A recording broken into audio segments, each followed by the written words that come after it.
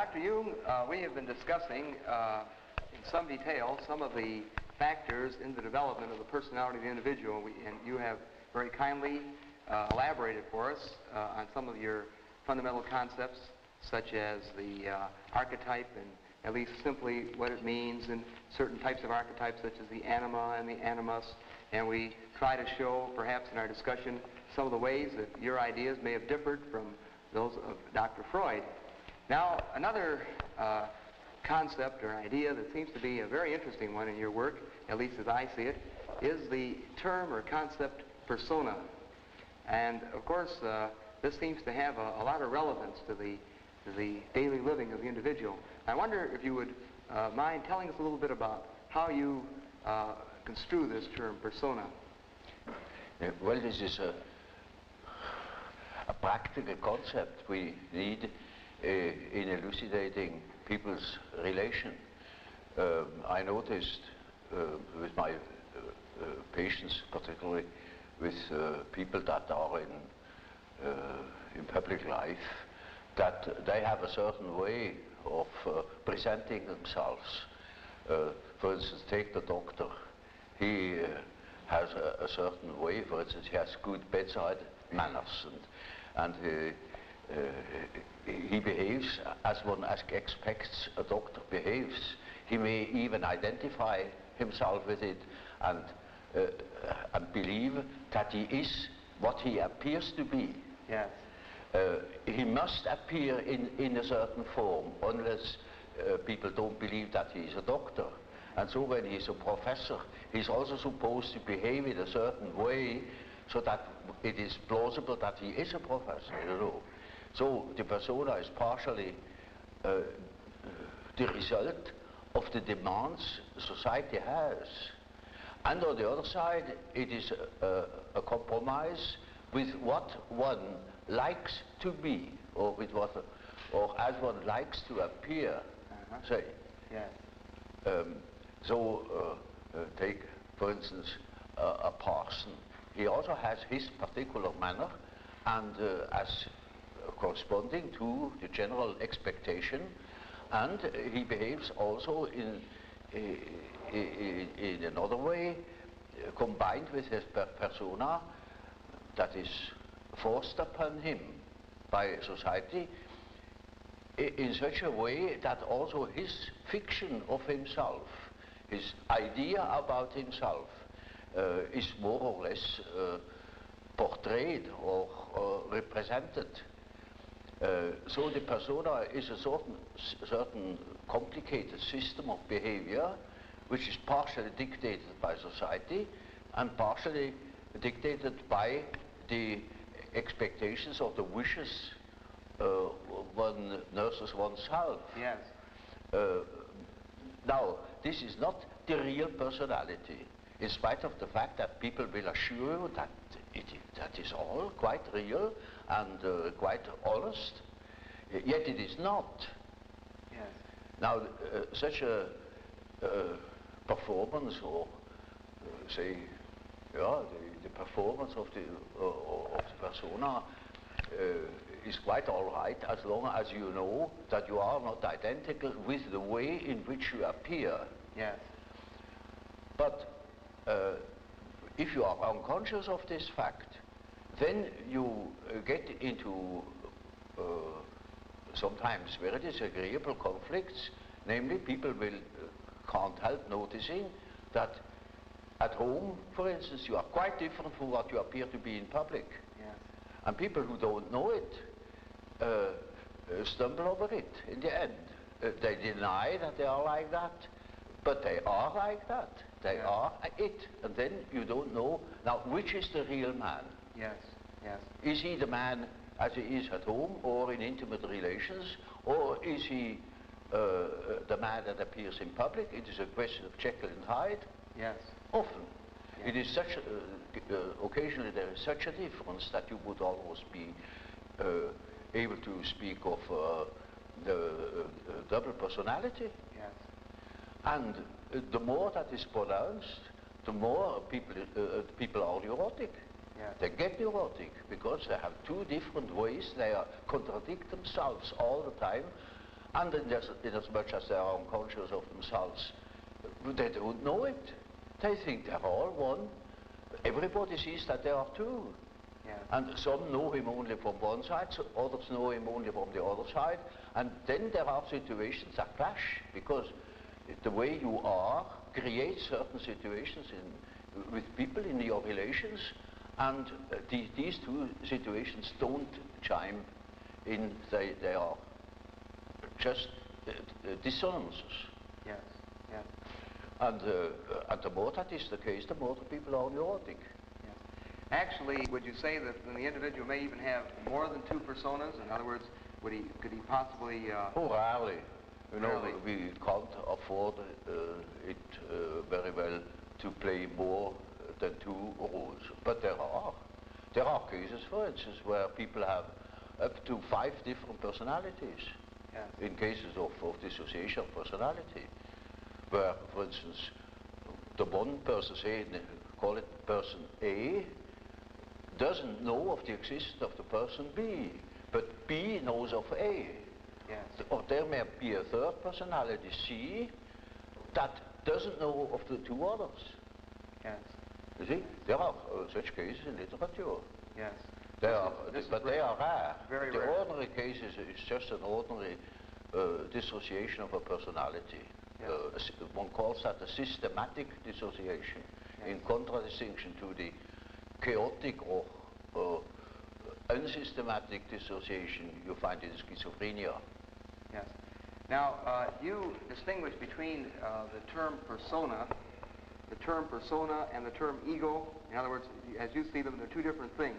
Yes? Yes. Oh, now, yes. what is the difference between the term ego, as you see it, and the term Well, persona? you see, the ego is supposed to be the representative of the real person. But as I say, for instance, in the case where B knows of A, but A doesn't know of B, Yes. in that case, one would say the ego is more on the side of C. Yes. Because the ego has a more complete knowledge, and Yes. A is a split-off personality. Yes. Now, you also use the term self. Yes. Now, the word self, then, would this have a different meaning than, say, ego or Oh, yes, persona? oh, quite, oh, yes. You see, when I say self, then you mustn't think of I myself, because that is only your empirical self, and Yes. that is covered by the term ego. Ego, yes. But when it is matter of the self, then it is matter of a personality that is more complete than the ego, because the ego is only consists of what you are conscious of. Yes, yes. Your awareness. Yeah, what you know to be yourself.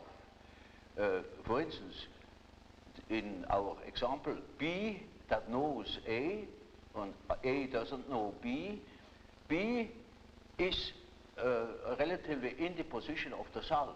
Yes. Namely, the self is on the one side the ego, on the other side the unconscious personality, which everybody is in the possession of everybody, not in the possession.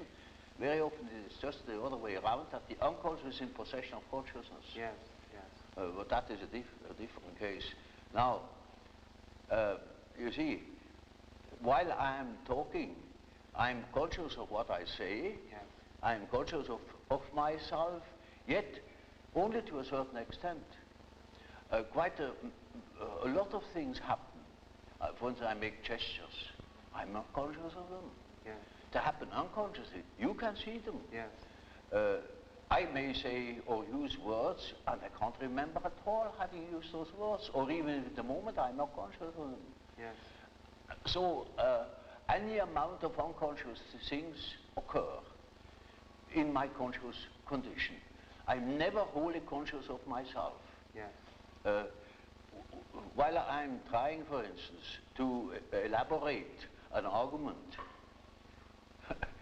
at the same time, there are unconscious processes that continue, perhaps a dream, which I have had last night. Yes. Or a part of myself thinks of God knows what. Yes. Or of a trip I'm going to take, or of such and such people I have seen, or when I am at writing a paper, I'm continuing writing that paper in my mind without knowing it. Yes. You can discover these things, say, in dreams, or if you are clever in immediate observation of an individual, then you see in the gestures or in the expression in the face that there is what one calls une arrière-pensée, yes. something behind consciousness. Yes. So that you have finally the feeling, well, that man has something up his sleeve. Yes. And you can even ask him now, what are you really thinking of? You're thinking all the time something else, yet he's not conscious of it. Or he may be. There are, of course, great individual differences. There are individuals who have amazing knowledge of themselves, of the things that go on in themselves. But even those people wouldn't be capable of knowing what is going on in their unconscious. Yes. For instance, they are not conscious of the fact that while they live a conscious life, all the time a myth is played in the unconscious. A myth that extends over centuries. Yes. Namely, archetypal ideas, a stream of archetypal ideas that goes on through one individual, through the centuries. Yes. You see, it is like a continuous stream, yes. and that comes then to the daylight in the great movements. Yes.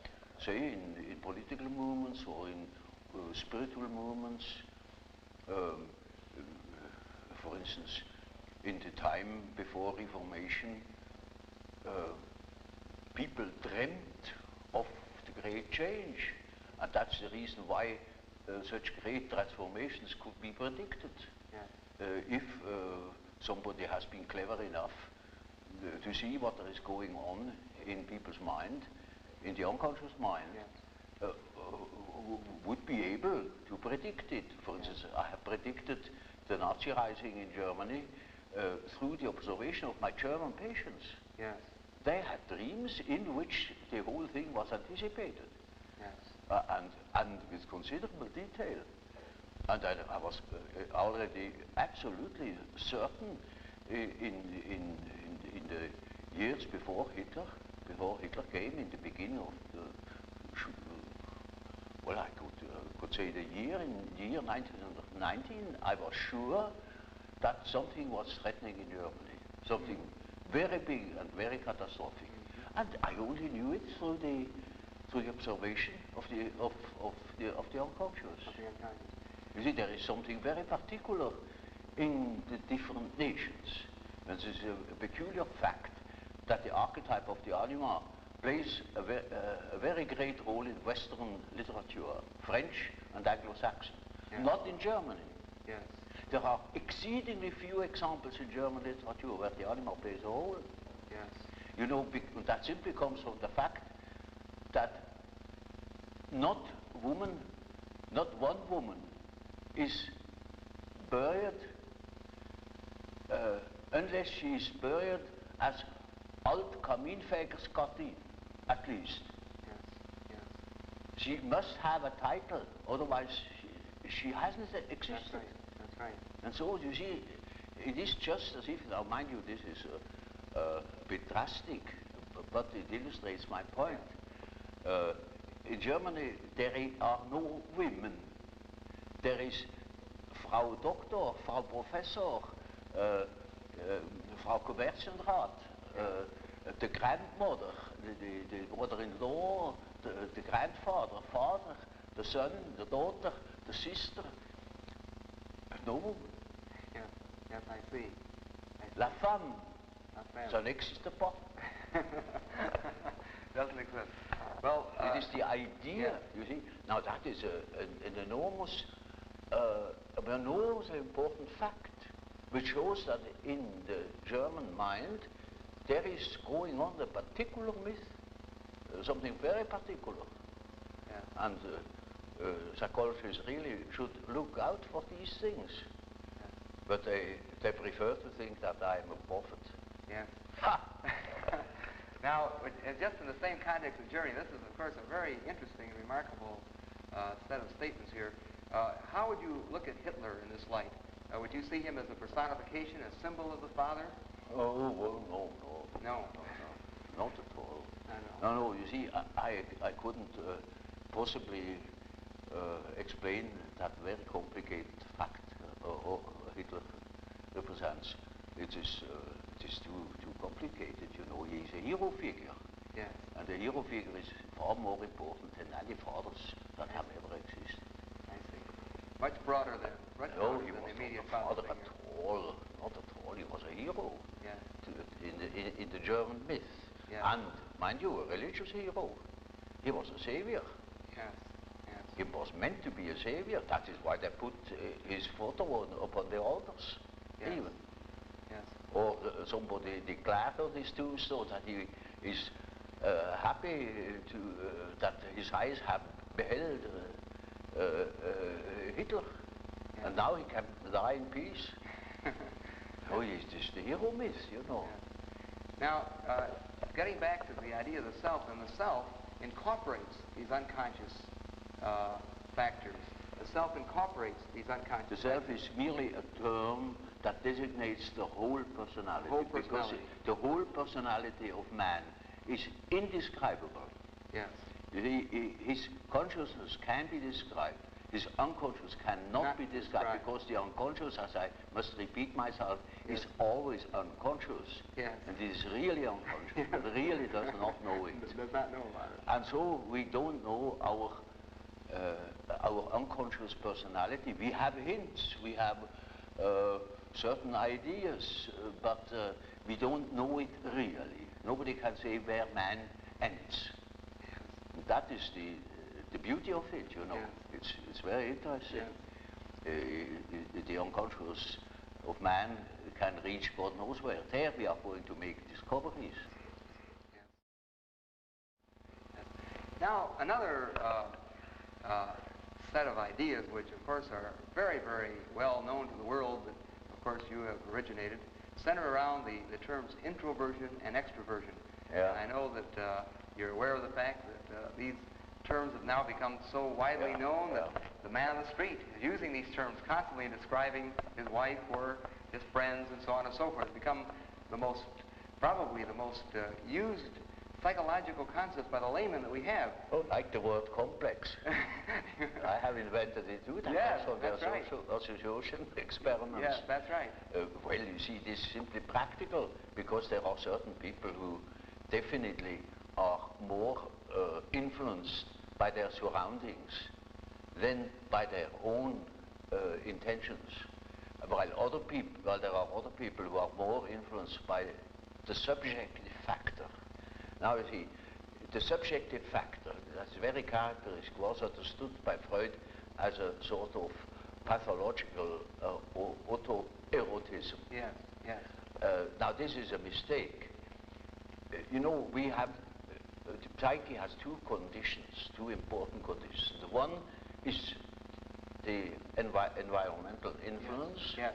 And the other is the given fact of the psyche as it is born. The psyche is by no means tabula rasa. We are a definite mixture and combination of genes. Yes. And they are there from the very first moment of our life. And they give a definite character, even to the little child. And that is a subjective factor, looked at from the outside. Now, if you look at it from the inside, Yes. then it is just so as if you would observe the world. Yes. When you observe the world, you see people, you see houses, you see the sky, you see tangible objects. But when you observe yourself within, you see moving images, Yes. a world of images, Yes. generally known as fantasies. Fantasy. Yet these fantasies are facts. You see, it is a fact that a man has such and such a fantasy. And it is such a tangible fact, for instance, that when a man has a certain fantasy, another man may lose his life. Yes. Or a bridge is built. Yes. These houses were all fantasies. Yes. Everything you do here, all That's of right. others, everything was fantasy to begin with. And fantasy has a proper reality. That is not to be forgotten. Fantasy is not nothing. It is of course not a tangible object, but it is a fact nevertheless. It is, say, a form of energy. Yes. Despite the fact we can't measure it. Yes. It is a manifestation of something. Yes. And that is a reality. That is just a reality as, for instance, the peace treaty of Versailles or something like that.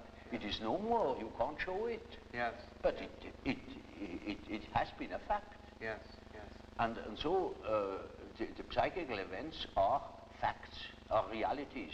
And when you observe the stream of images within, you observe an aspect of the world. Yes. Of the world within. Because the psyche, you know, if you understand it as a phenomenon that takes place in so-called living bodies, then it is a quality of matter. As our body consists of matter, we discovered that this matter has another aspect, namely a psychic aspect. Yes. Yes. And so it is simply the world from within, seen from within. Yes. It is just as if we were seeing into another aspect of matter. Yes. This is an idea that is not my invention. That the old Democritus already said, talked of the spiritus insertus atomis, Yes. namely the spirit that is inserted in atoms. Yes. Yes. That means psyche is a quality that appears in matter. Doesn't matter whether we understand it or not, Yes. but this is the conclusion we come to. If we draw conclusions without prejudices. And so, you see, the man who is going by the external world, by the influences of the external world, say society or perceptions, sense perceptions, thinks that he is more valid, you know, because this is valid, this is real. And the man who goes by the subjective factor is not valid because subjective factor is nothing. Yeah. No, that man is just as well based, because he is bases himself upon the world from within. Yeah. And so he is quite right, even if he says, oh, there is nothing but my fantasy, you know. Yeah. And of course that is the introvert. And that the introvert is always afraid of the external world. He will tell you, when you ask him, he will be apologetic about it. Yeah. He will say, of course, yes, I know, those are my fantasies. And he has always a resentment. And as the world in general, particularly America, is extroverted like hell, the introvert has no place. Yeah. Yeah. Because he doesn't know that he beholds the world from within. Yeah. And that gives him dignity, and that gives him certainty, because it is, nowadays particularly, the world hangs on a thin thread. Yeah. And that is the psyche of man. Assume that certain fellows in Moscow lose their nerve or their common sense for a bit, and the whole world is in fire and flames. Yeah. Yeah. You see? It is, nowadays we are not threatened by elementary catastrophes. There is no such thing as an H-bomb. That is all man's doing. Yeah. We are the great danger. The psyche is the great danger. What if something goes wrong with the psyche? Yeah. You see? And so you see, it is demonstrated to us in our days what the power of the psyche is of man, how important it is to know something about it, but we know nothing about it. Nobody would give credit to the idea that the psychical processes of the ordinary man have any importance whatever. One thinks, oh, he has just what he has in his head. It is all from his surrounding. He's taught such a thing, believes such a thing. And particularly if he's well housed and well fed, then he has no ideas at all. And that's the great mistake. Because he is just that as which he is born, and he is not born as Tabula Rasa, but as a reality. Yes. Yes. Now, of course, one of the very common, I think, misconceptions of your work among some of the writers in America has been that they had sort of characterized your discussions of introversion and extroversion as suggesting that the world was made up of only two kinds of people, introverts on one hand and extroverts on the other. And I'm sure you've been aware of, in many of our people looking at things this way. And of course, would you like to comment about that? In other words, would you perceive the world being made up of only people or extreme introverts, people that are extreme extroverts? Well, Bismarck once said,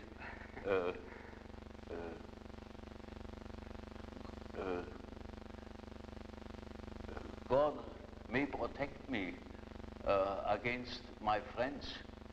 With my enemies, I can deal myself alone. You know, we know how people are. They catch a word, and then everything is schematized along that word. There is no such thing as a pure extrovert or a pure introvert. Yes. Such a man would be in the lunatic asylum. Those are only terms to designate a certain penchant, a certain tendency. For instance, the tendency to be more influenced by environmental influences or more influenced by the subjective factor. That's all. Yes. And you see, there are people who are very well balanced and are just as much influenced from within as they are from without, yes. or just as little. Yes. And so with all the finer classifications, you know, yes. they are only sort of point de repère, points for orientation. Certainly then, this whole matter of extremes, introversion and extroversion, as you say, it's sort of a schematic approach to sort of hang an idea on, an approach. Yeah. But it would be, as you say, ridiculous to say You that see, people... my whole scheme of typology is merely a sort of orientation. Namely, there is such a factor as introversion, there is such a factor as extroversion. The classification of individuals means nothing at all. This is only the instrumentarium, yes. for the practical psychologist, to explain, for instance, a husband to a wife, or vice versa. For instance, it is very often the case, one could almost say, it is almost a rule, but I don't want to make too many rules, you see, in order not to be schematic, that an introvert marries an extrovert for compensation, or another type marries the counter type to complement himself, for instance. Well, Dr. Jung, of course, tied in with your typology and quotation marks of introversion and extroversion, we, of course, know of your concepts of thinking, feeling, sensation, and intuition. And, of course, it would be very interesting to hear some expansion of the meaning of these particular terms as related to the introvert-extrovert dichotomy. Well, there is quite a simple explanation of these terms, and it shows at the same time how I arrived at such a typology. Namely, sensation tells you that there is something. Thinking, roughly speaking, tells you what it is. Feeling tells you whether it is agreeable or not, to be accepted or not, accepted or rejected. Yes. And intuition, now there is a difficulty. Yes. You don't know ordinarily how intuition works. So when a man has a hunch, you can't tell exactly how he got at that hunch or where that hunch comes from. It is something funny about intuition. I will tell you a little story. I had two patients.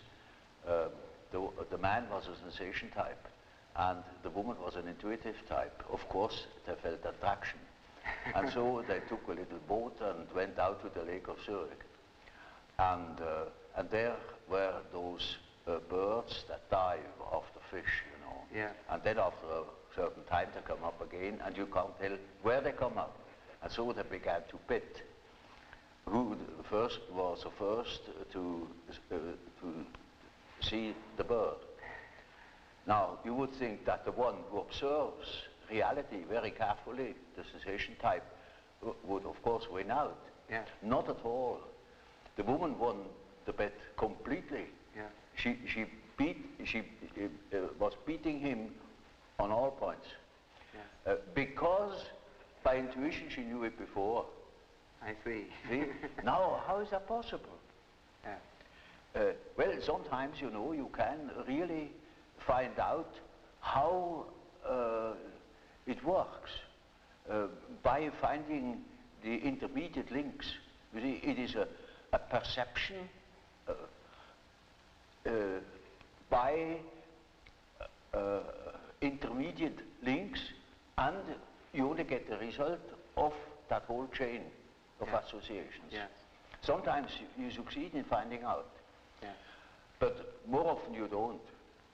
So my definition is, intuition is a perception by ways or means of the unconscious. Yes. That is as near as I can get. Now this is a very important function, because when you live under primitive conditions, a lot of unpredictable things are likely to happen. Yes. And there you need your intuition, because you cannot possibly tell by your perceptions, by your sense perceptions, what there is going to happen. For instance, you are traveling in primeval forest. You only see for a few steps ahead. Mm-hmm. You go by the compass, perhaps, and you don't know what there is ahead. It is uncharted country.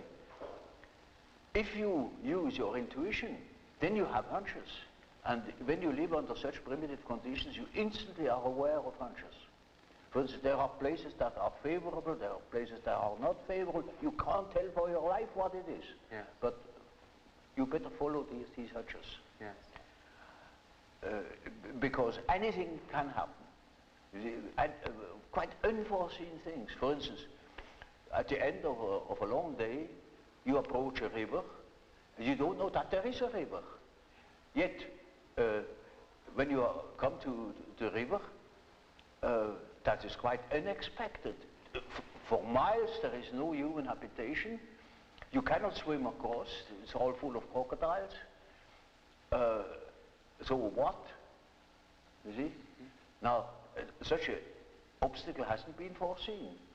But it may be that you have had a hunch, that you remained in the last likely spot, and that you wait for the following day, that you can build a raft or something of the sort, or look out for possibilities.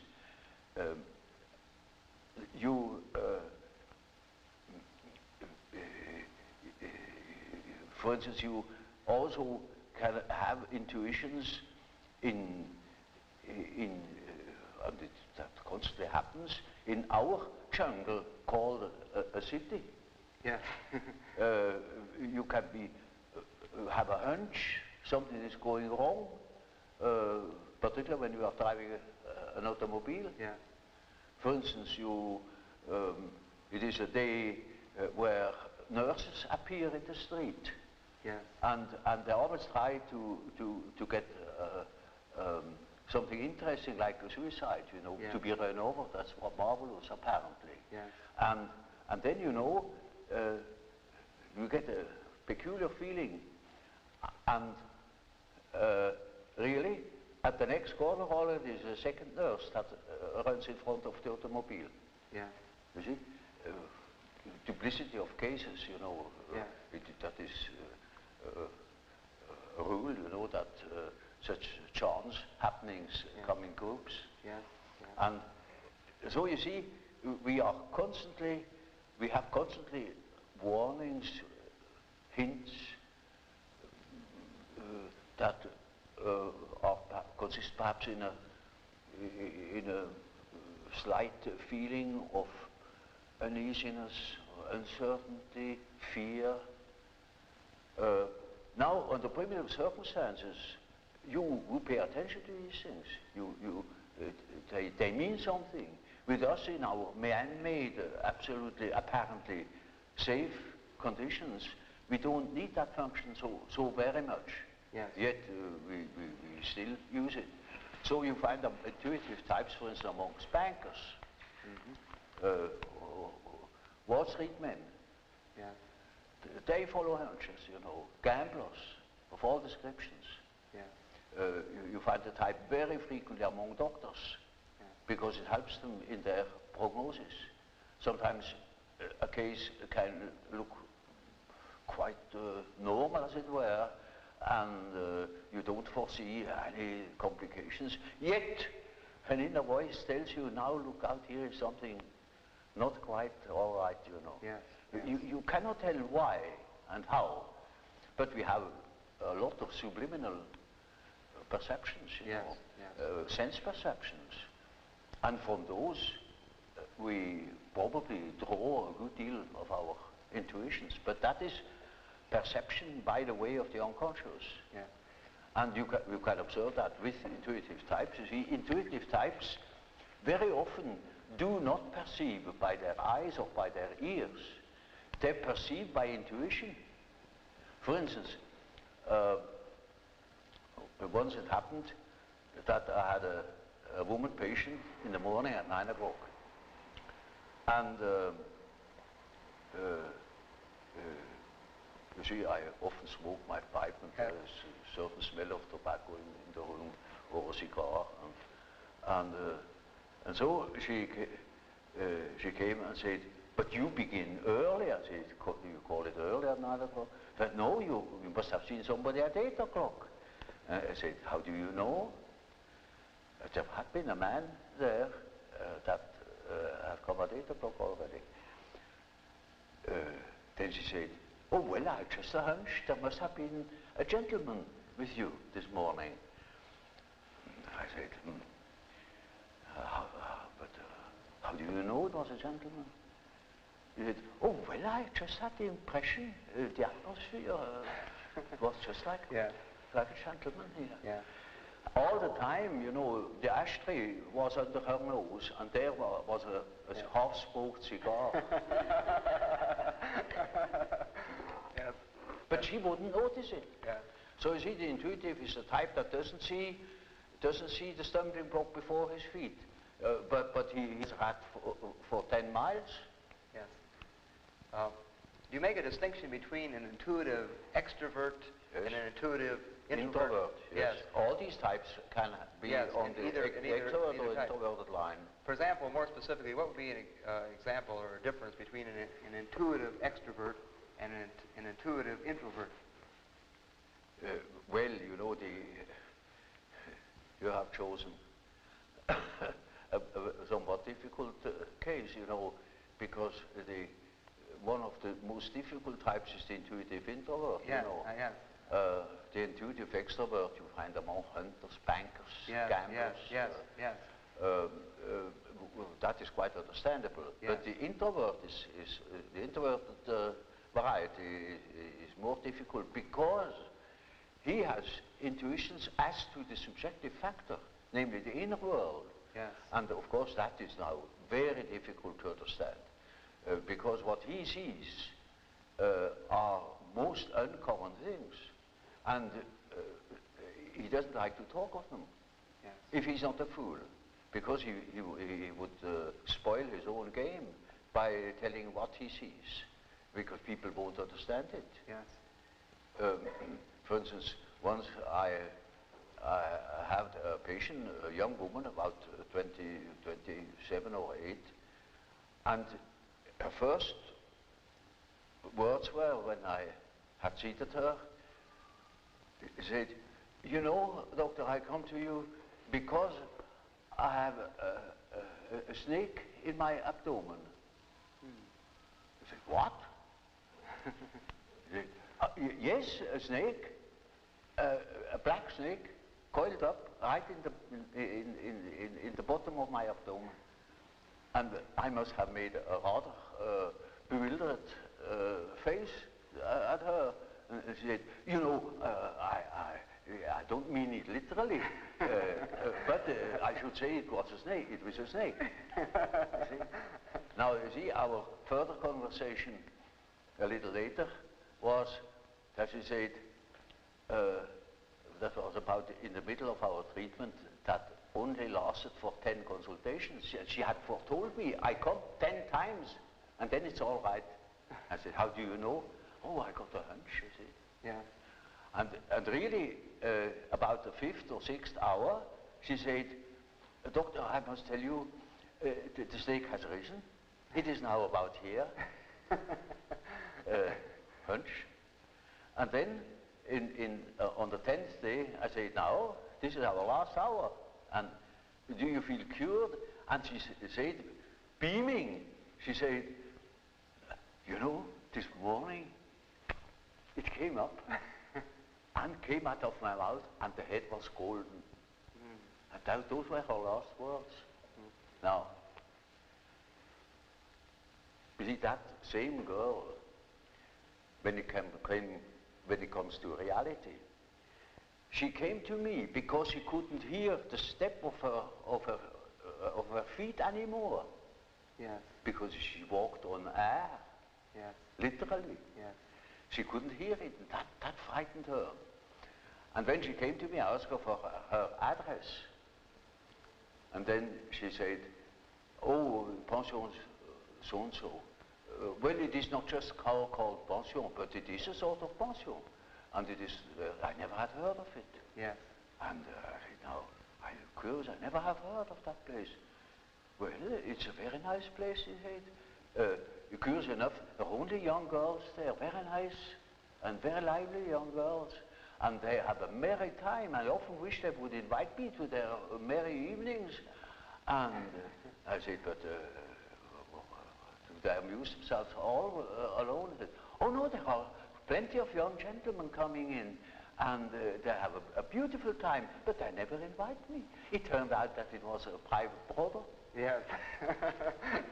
And she was a perfectly decent girl, you know, of a very good family, not from here. She had found that place, I don't know how.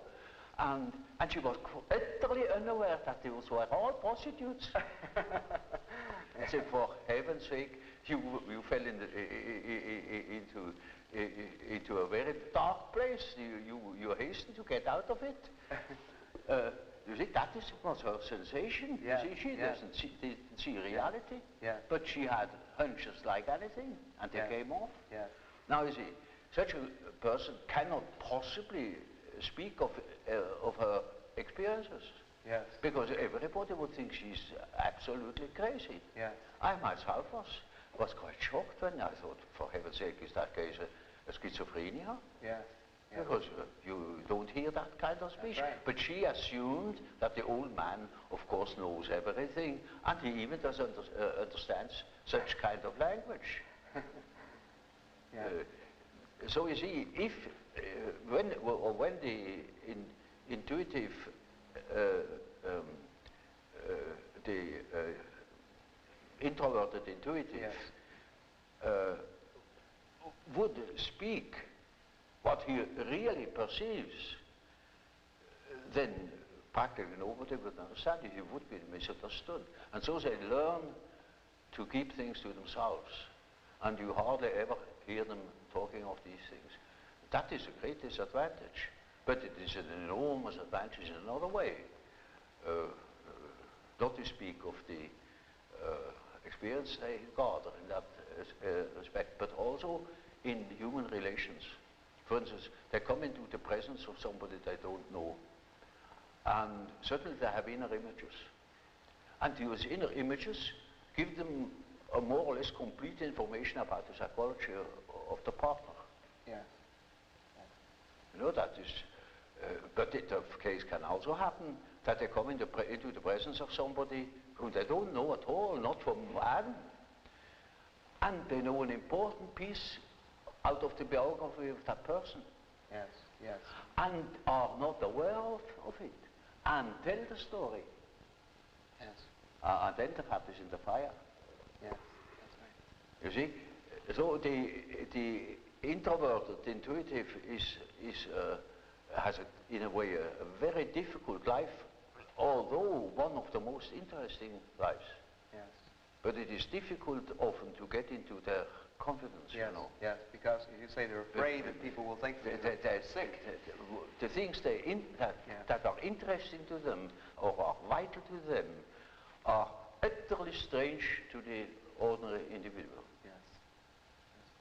The psychologist should know of such things, you see. Yes. You see, when people make psychology, as a psychologist ought to do, well, the very first question, is he extroverted or is he introverted? Yes. He will look at entirely different things. Yes. Is he a sensation type? Is he an intuitive type? Is he thinking? Is he feeling? Yes. That, because you see, these things are complicated, that they are still more complicated, because the introverted thinker, for instance, is compensated by extroverted feeling, Yes. or by inferior extroverted, archaic extroverted feeling. Yes.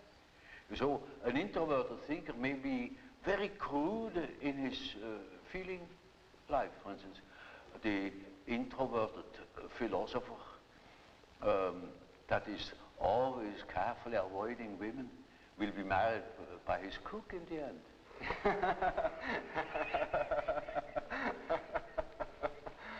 Yes. Now, then, in other words, then we can take your introvert, extrovert categories and, in a sense, go through describing a sensation introvert type, sensation extrovert type, thinking introvert type, thinking extrovert type, and so on. In each case, it stems from really not real categories, but simply, as you say, an approach, something to sort of help us study, a model. Well, it is just a sort of a skeleton to which you have to add the flesh, or say it is a country mapped out, you know, by triangulation points, and that doesn't mean the country consists of triangulation points. Yeah. That is only in order to have an idea of the distances. Yes. And so it is a means to an end. It only makes sense, such a scheme, when you deal with practical cases. Of course, you're familiar with the work of Dr. J.B. Ryan at Duke University. Yes. And of course, some of his work in extrasensory perception and clairvoyance, as he calls it, mental telepathy, you know, so on and so forth. Some of the descriptions in his work sound quite a bit at times like intuitive function operating. And in terms of your knowledge of this work, would you say that a person who has clairvoyance, in a sense, would then be an intuitive type? A person who, in his experiment, is more likely to... That's quite probable. Or it can be a sensation type, say an extroverted sensation type that is very much influenced by the unconscious. I see. Because he has introverted intuition in his unconscious. I see. You see, there are two groups, you see, the rational group and the irrational group. The rational group is thinking and feeling, because the ideal thinking is a rational result. That's right. Feeling also a rational result, rational values. Yes. That is differentiated feeling.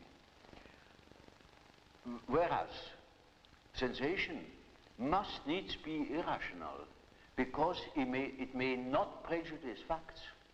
Yes. You see, Yeah. it shall not prejudice facts.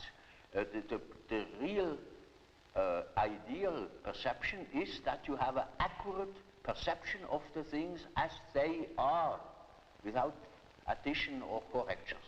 Yes. On the other side, the intuition does not look at the things as they are. That is prison, that is anathema to the intuition. Yes. It looks, ever so shortly at the things as they are, and makes off into an unconscious process, at the end of which we have seen something nobody else would have seen. Yes. You see. Now, so you see these people who yield the best results are always those people where introverted or introverted intuition comes in. Yes. But you see, that is a side aspect of it. It's not interesting. Yes. There the question is another question far more interesting, namely that the terms they use, Rhein himself uses them, yes. recognition, telepathy, yes. etc. They mean nothing at all. Yes. They're words, but he thinks he has said something when he says telepathy. Yes. That's nothing. In other words, the word itself is not a description of the process. That's what you're saying. Yes. It means nothing. It means nothing at all. Yes. Now, of course, a lot of the things that you're describing, I think often scientists will say, well, this is due to chance occurrences, chance factors. And Ryan, in his own work, used statistical methods. We find this happening more often than would be expected by chance. Well, you see, he proves that it is more than chance. Yes. It is statistically graspable. Yes. And that is the important point. Yes. And that hasn't been contradicted. Yes. You see, there was such a poor sap who, that happened in England. That man said, "Oh, Rhein, oh, that's nothing but guesswork." Exactly. Yeah. That is it. It is guessing. Yeah. What you call guessing, a hunch is guessing. Yeah. A bit of definite guess, a definite guess, you know, is a hunch, you know. Yeah. Just that. Yeah. But that means nothing. Yeah. You see, the point is that it is more than merely probable. Yeah. It is not. It is beyond chance. Yeah. And that is the great problem. But you know, people hate such problems. They can't deal with. Yes, they're not concrete. They're not in front of them. They can't deal with it. Yes. Even Rhein doesn't understand my argument in that respect, because it is a relativation. Now I'm going to say something which in these sacred rooms is anathema. a relativation of time and space through the psyche. And that's the fact. And that is what Rhein has made evident. Yeah. Now swallow that. Well, that's difficult. Yeah. Well, may I go a little further? And of course, some of your recent work, which is indeed very profound, and it is not too well known to many of our students as yet. Of course not. And of course, nobody reads these things. Only the general public. And because my books are at least sold. I'm referring now to the concept of synchronicity, which you have discussed, and which would have some relevance at this point in our discussion. Would you care to comment a little bit on this concept? That is awfully complicated. One wouldn't know where to begin. Of course, it is this kind of thinking has been started long ago, and when Rhein brought out these results, I thought now we have at least a more or less dependable basis to argue on, you know. But the argument was not understood at all, because it's really very, very difficult. You know, there are plenty of facts in the observation of the unconscious where you come across cases of a very peculiar kind of parallel events, namely that, say, I have a certain thought or a certain definite subject is occupying my attention, yes, my interest. At the same time, something else, quite independently, happens that portrays just that thought. Yes. Now, this is utter nonsense, you know, looked at from a causal point of view. That it is not nonsense is made evident by the results of Ryan's experiments. There is a probability, it is something more than chance, that such a case occurs. Now I never made statistical experiments to except one in the way of Ryan. I have made one for another purpose. But I have come across quite a number of cases where it was most astounding to find that two causal chains happened at the same time, but independent upon each other, so that you could say they have nothing to do with each other. Yeah. Of course, it's quite clear. For instance, just so I speak of a red car, and at that moment a red car comes here, you see. Yes. Now, I hadn't seen it. It was impossible because it was behind the building. In this moment, the red car appears. Now, this is, one says, oh, that's mere chance. Ryan's experiment proves that these cases are not mere chances. Of course,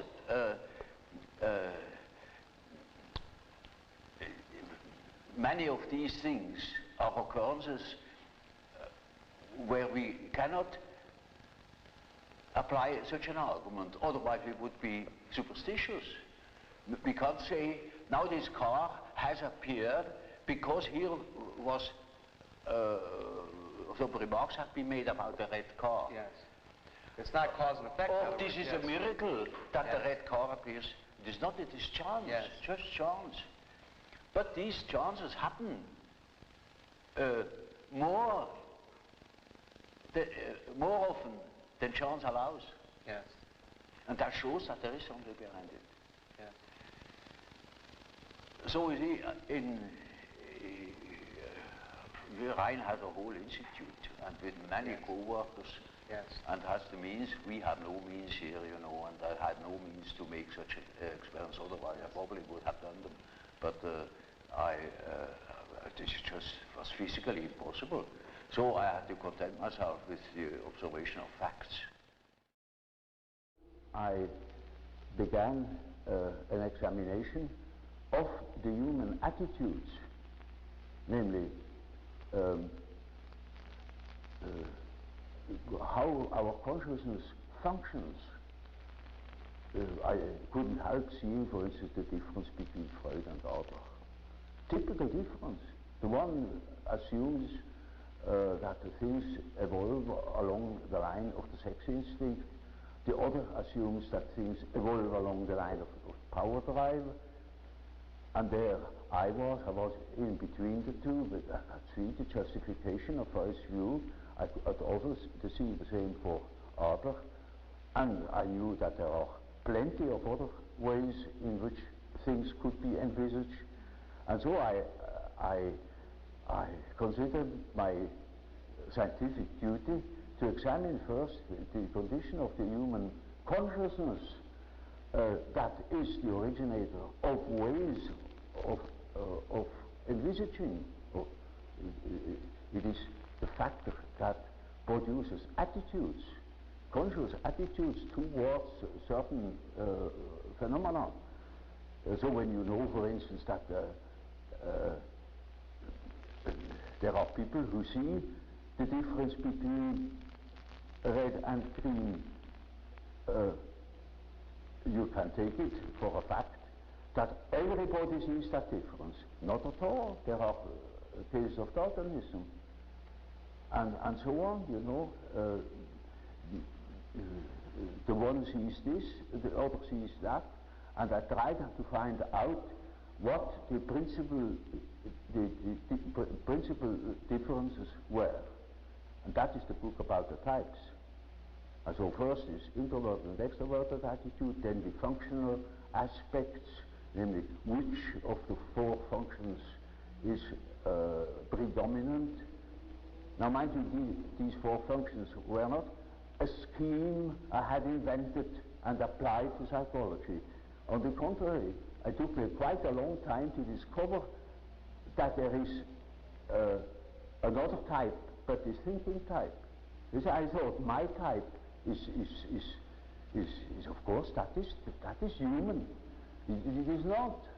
There are other people who decide the same problems I have to decide in an entirely different way. They look at things in an entirely different way. They have entirely different values. They are, for instance, feeling types. And so, after a while, I discovered that there are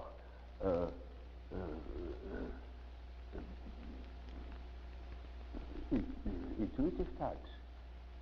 They gave me much trouble.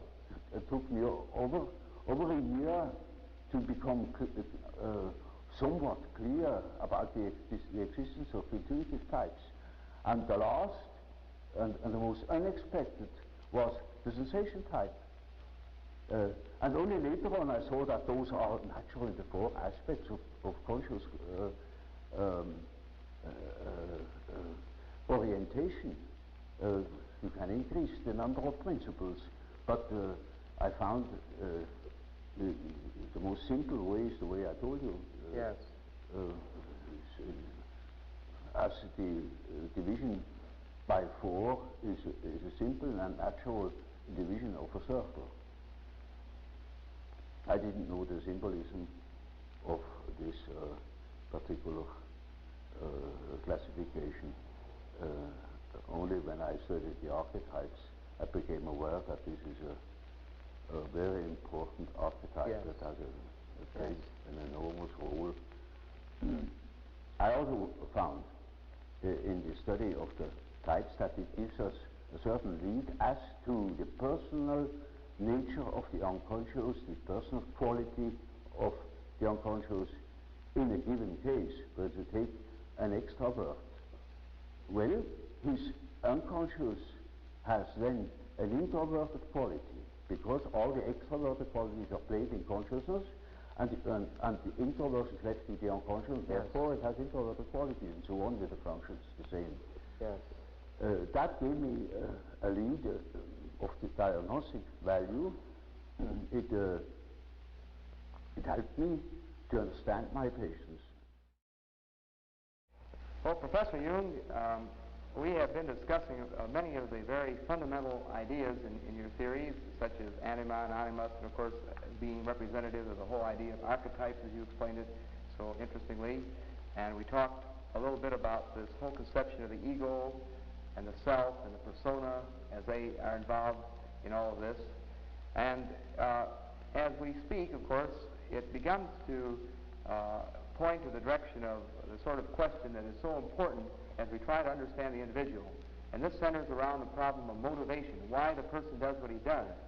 Now, to a great degree, you've already talked about this when you talked about archetypes and this whole matter. Now, in the work of Dr. Freud, he spoke of libido as an energy, and earlier we spoke of libido and the fact that you felt that it was more than just sexual energy. You thought it could be something much broader. Now, you have certain principles about psychic energy which are indeed very provocative. Now, one of this principle is, I believe you referred to as the principle of entropy. Entropy. Well, you know, only I allude to it. Yes, yes. The main point is, you know, the standpoint of energetics as applied to psychical phenomena. There you have no possibility to measure exactly. So it always remains a sort of an analogy. As Freud, for instance, uses the term libido in the sense of a sexual energy. Yes. And that is not quite correct. You see, if it is sexual, then it is a power, like electricity, or any other form of manifestation of energy. Yes. Now, energy is a concept. Yes. Energy is a concept by which you try to express the analogies of all power manifestations, namely that they have a certain quantity, a certain intensity, and that there is a flow in one direction, namely to the ultimate suspension of the opposites. For instance, low, high height, a lake on a mountain flows down until all the water is down, you know, and then it is finished. Yes. And so, you see, something similar is the case in psychology, that you see it from the fact, for instance, we get tired from intellectual work, or from consciously living, and then we must sleep in order to restore our powers. And it's just, I said in the night, as if the water was pumped from the lower level to a higher level, you know, so that he can work again the next day. Yes. Of course, that simile is limping too. Yes. So it is only in an analogous way that we use the term energy. Yes. And I used it because I wanted to express the fact that the power manifestation of sexuality is not the only power manifestation, because you have another drive, say the drive to conquer, or to drive to aggression, or something of the sort. Yes. Or there are many forms, you see. For instance, to take animals, the way they are building their nest, the urge of the traveling bird, you know, that migrates. Now, all they are driven by a sort of energy manifestation. I see. And you see, the meaning of the word sexuality would be entirely gone if everything is that. So Freud himself saw that this is not applicable everywhere, and later on he corrected himself by assuming that there are also ego drives. Ego drives, yes. You see, now that is something else. Yes. That's another manifestation. Now, in order not to presume or to prejudice things, I speak simply of energy. An energy. It is a quantity of energy that can manifest via sexuality or via any other instinct. Any other type of drive, yes. And that is the main feature, not the existence of one single power. I see. Because that is not warrantable. Yes.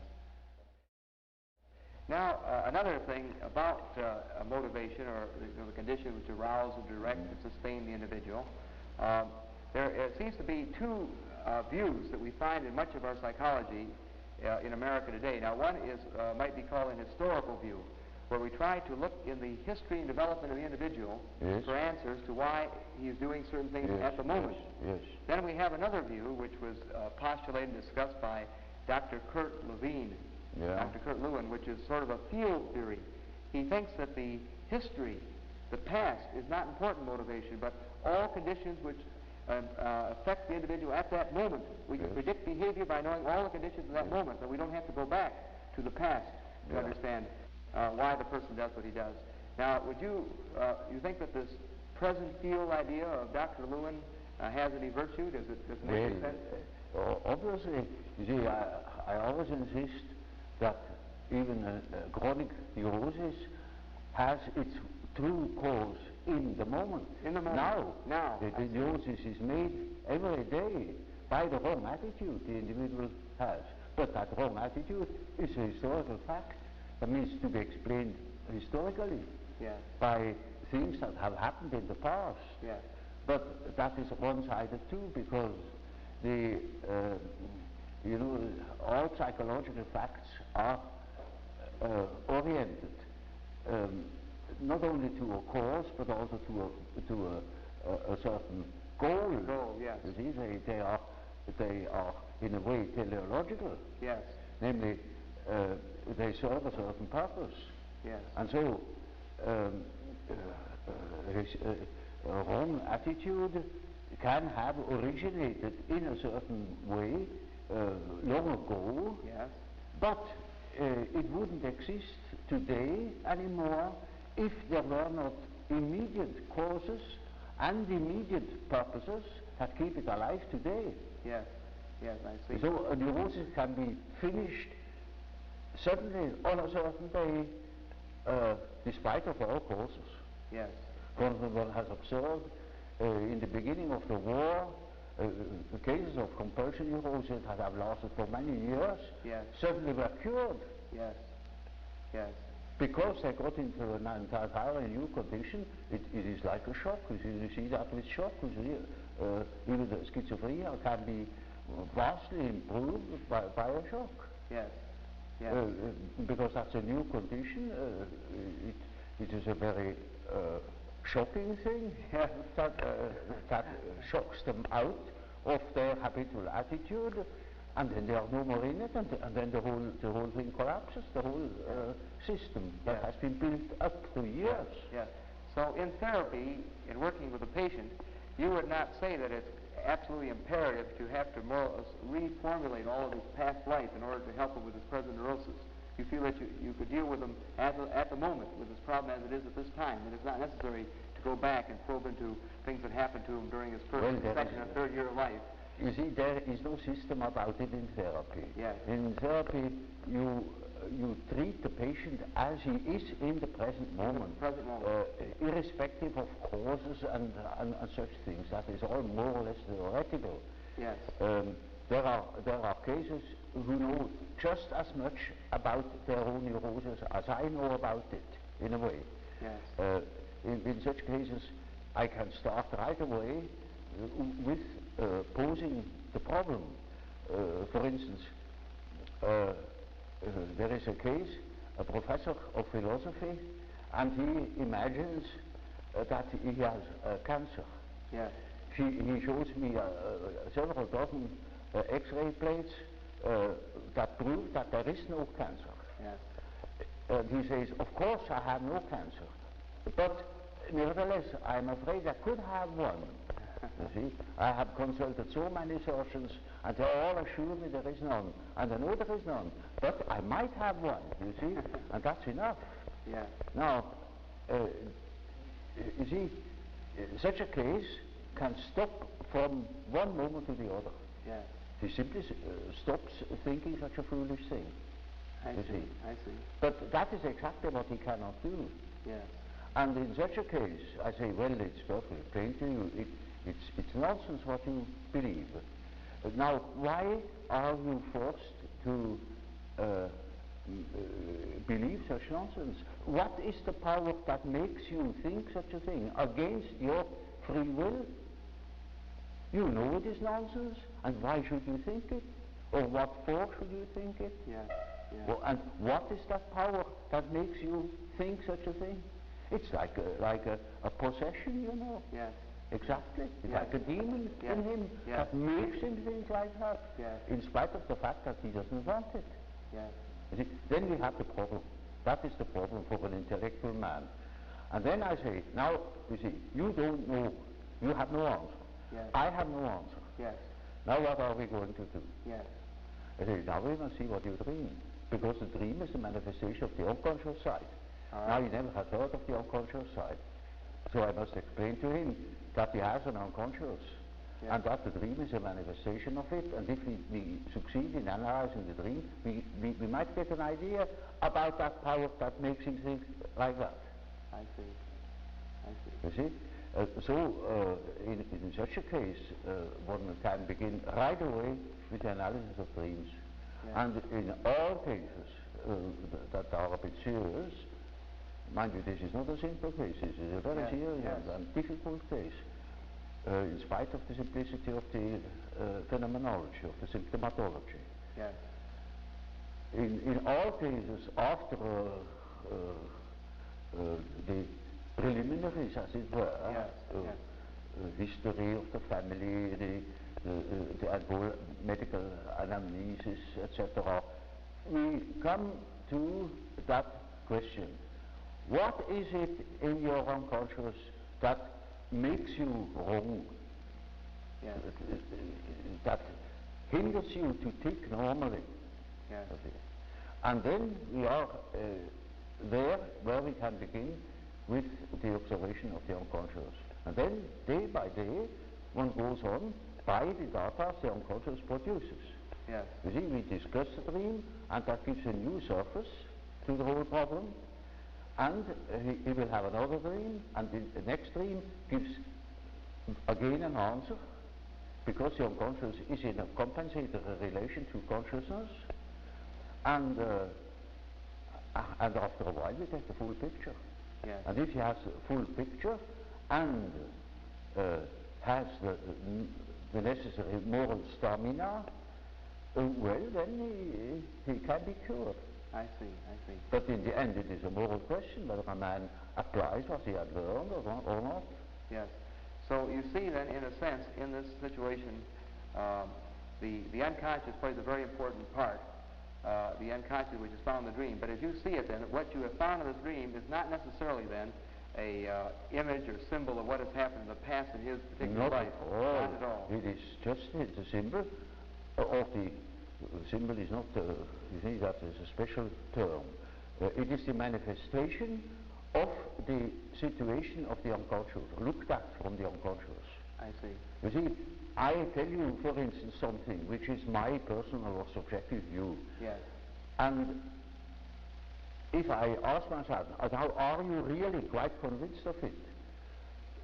Well, I must admit I have certain doubts. Yes. There are certain doubts.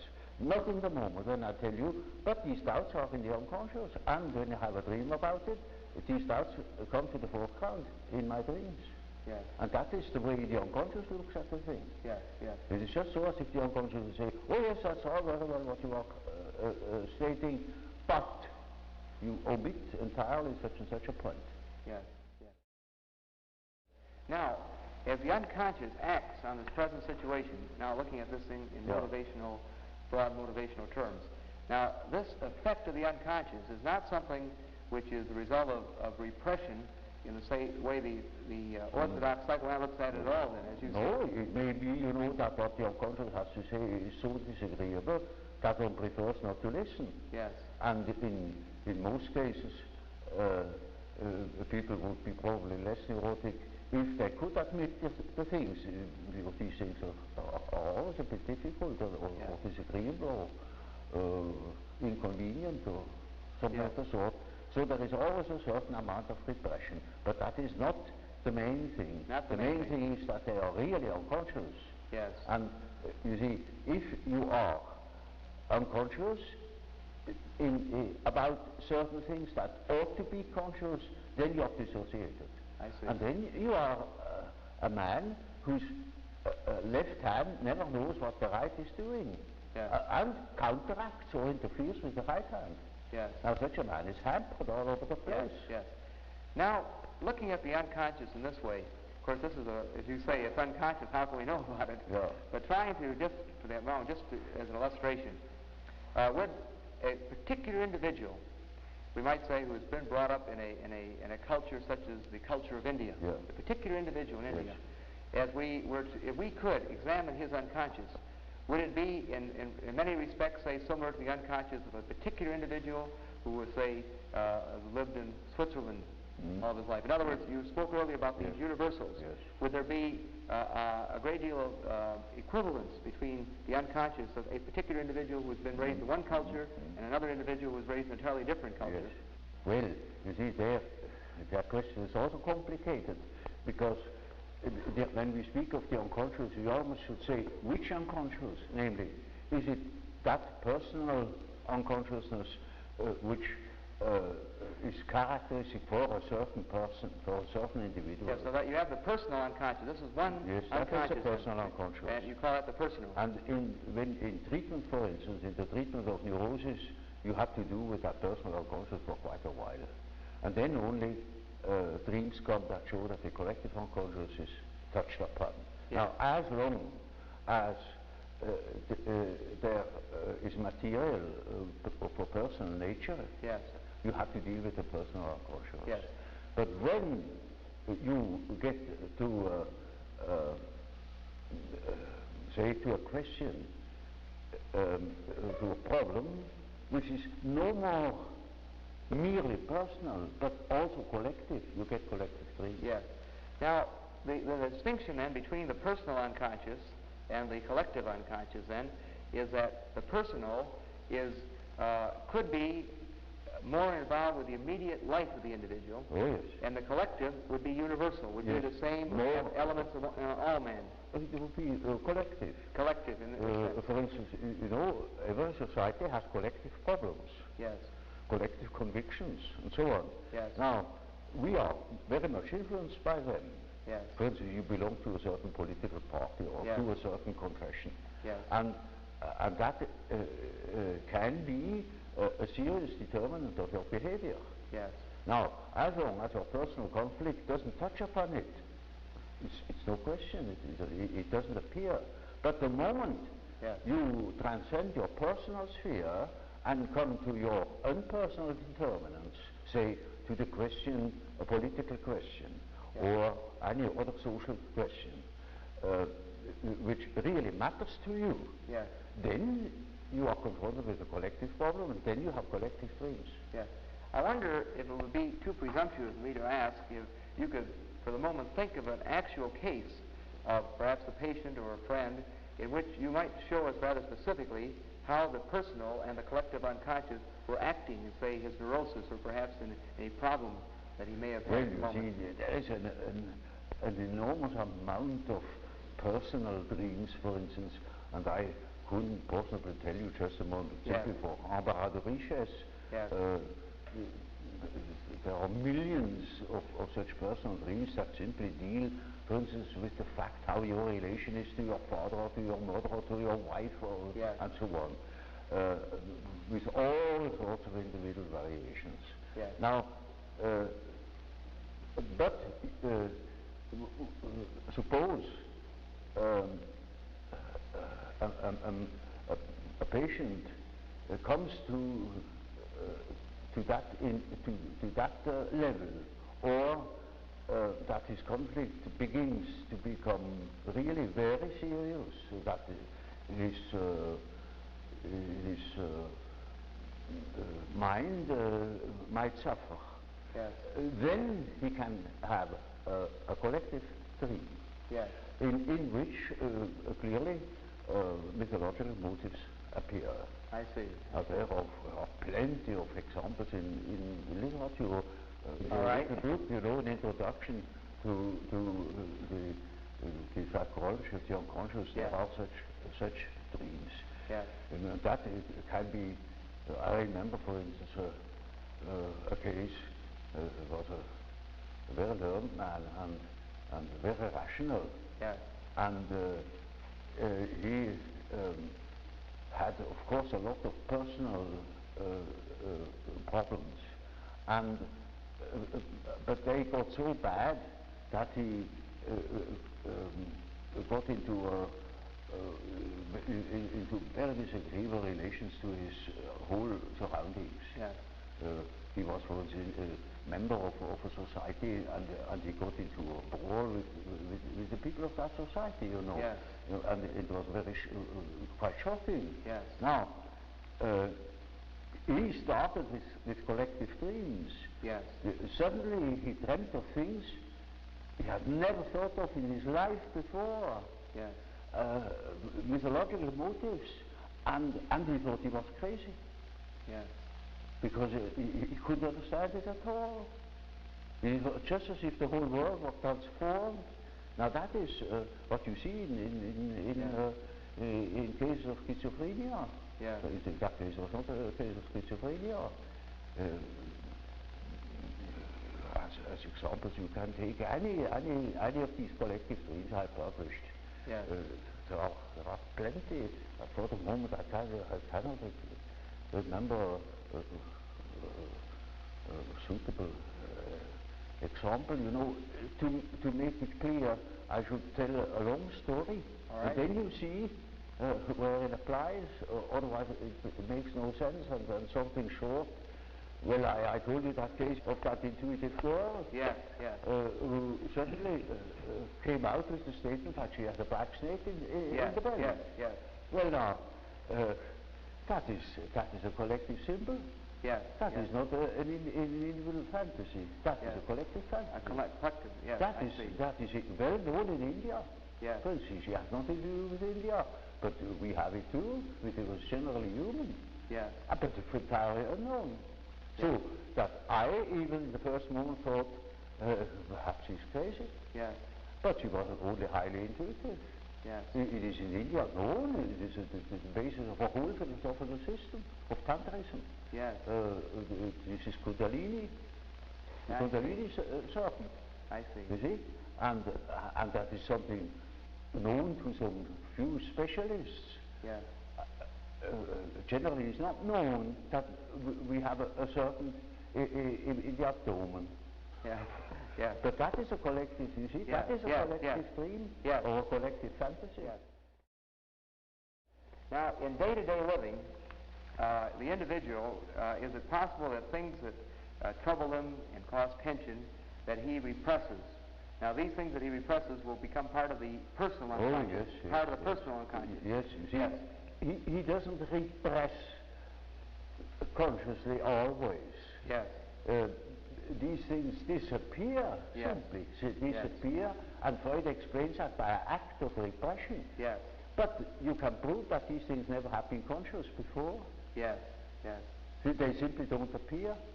I see. And you don't know why they don't appear. Of course, après le coup, you can say, when it comes up, you can say, that is why they didn't appear, because they were disagreeable or incompatible with his conscious views, with his conscious attitude. I see. But that is afterwards. You couldn't predict it. Yes, yes. Yes. So you see, these things that have an emotional tone, yes, they are partially autonomous. yes, So that they can appear, or the contrary, they do not appear. yes, They can disappear at wish, not of the subject, but of their own. yes, Or you also can repress them. yes, But it is so the same with projections. For instance, people say one makes projections. yes, It's nonsense. One doesn't make them. One finds them. yes, That are already there, because the unconscious is here not conscious, but there it is conscious. Yes. In my brother, yes, I see the beam of my eye as a splinter in my brother's eye. I see. You see? I see. I see. And that is right there, because I am unconscious of the beam in my eye. I see. I see. You see, the projections are not made, and so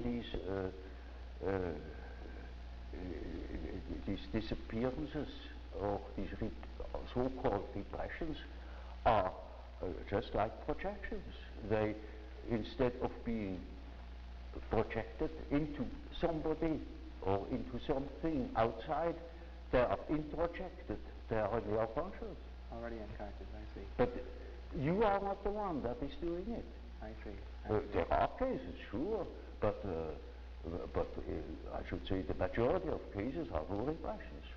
Yes. That was my first point of litigation with Freud. Yes. Yes. I saw in the association experiment that certain complexes are quite certainly not repressed. They simply won't appear. Yes. Yes. Yes. Because you see, the unconscious is real. Yes. It is an entity. It works by itself. It is autonomous. Yes, I see. So, in a sense, when looking at the so-called defense mechanisms that the orthodox psychoanalysts speak of, like projection, rationalization, and so on and so forth, then, in a sense, where you would differ from the orthodox psychoanalytic view, you would not say then that they are a repressed type of way of defending a manner in which the ego is being defended, but rather you would say that they were already there. Yes. They're simply manifestations of patterns that are already present in the unconscious. Yes, for instance, take that example of that serpent. That never has been repressed, you know, otherwise it should have been conscious to her. It was exactly unconscious to her, yes. And it only appeared in her fantasy. Yes, yes, I see. It appeared spontaneously. Yes. She didn't know how she came to it. Yes. She said, well, I just saw it. Yes. Now, some of the orthodox psychoanalysts might have said that this was a phallic symbol. Oh, yes, yes. of course, but you can't say anything. Yes. You know, you can say a church spire is a phallic symbol. Yes. But when you dream of a penis, what is that? Yes. You know what an analyst said? Yes. One of the orthodox, yes. of the old guard. Yes. He said, in this case the sensor has not functioned. Yes. Yes. Now, you call that a scientific explanation. Well, Professor Jung, in our several interesting discussions so far, a great deal of our talk has been some of the very fundamental aspects of your theory, your writing, and of course, purpose in getting some of your reactions to these fundamental ideas so that our students, many of whom have not had an opportunity to study a great deal of your work, might sort of be introduced to some of your ideas from you personally, which of course is probably the best way they possibly could be. Now, first, as one looks over your work, one is impressed with a much broader scope, of course, and just the beginning fundamental outline of a theory of personality.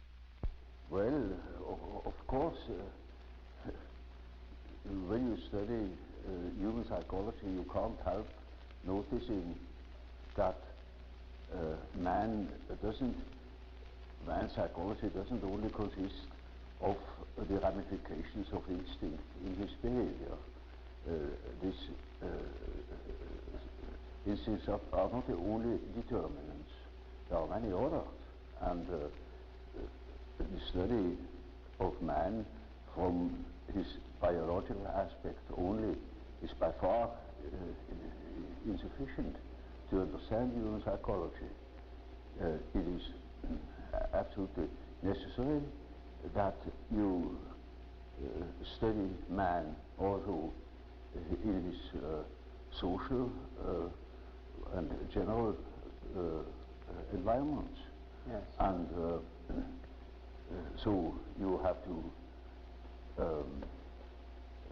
consider, for instance, the fact that there are different kinds of society, different kinds of nations, different traditions, and to that purpose it is absolutely necessary that one treats the problem of the human psyche from many standpoints, and each is a most considerable task, naturally. Thus, when I, after my association experiments, when I realized that there is obviously an unconscious, the question arose, now what is this unconscious? Does it consist merely of rests, of remnants of conscious activities, or are there things that are practically forever unconscious? In other words, is the unconscious a factor in itself? And I soon came to the conclusion that the unconscious must be a factor in itself, because I observed time and again that, for instance, people's dreams or schizophrenic patients' delusions and fantasies contain the motives which they couldn't possibly have acquired in our surroundings. This depends upon the fact that the child is not born tabula rasa, but it is a definite mixture of or combination of genes, and the gene, although the genes seem to contain chiefly dynamic factors, arrangeurs of a certain behavior, they have a tremendous importance also for the arrangement of the psyche. The psyche too, inasmuch as it appears naturally.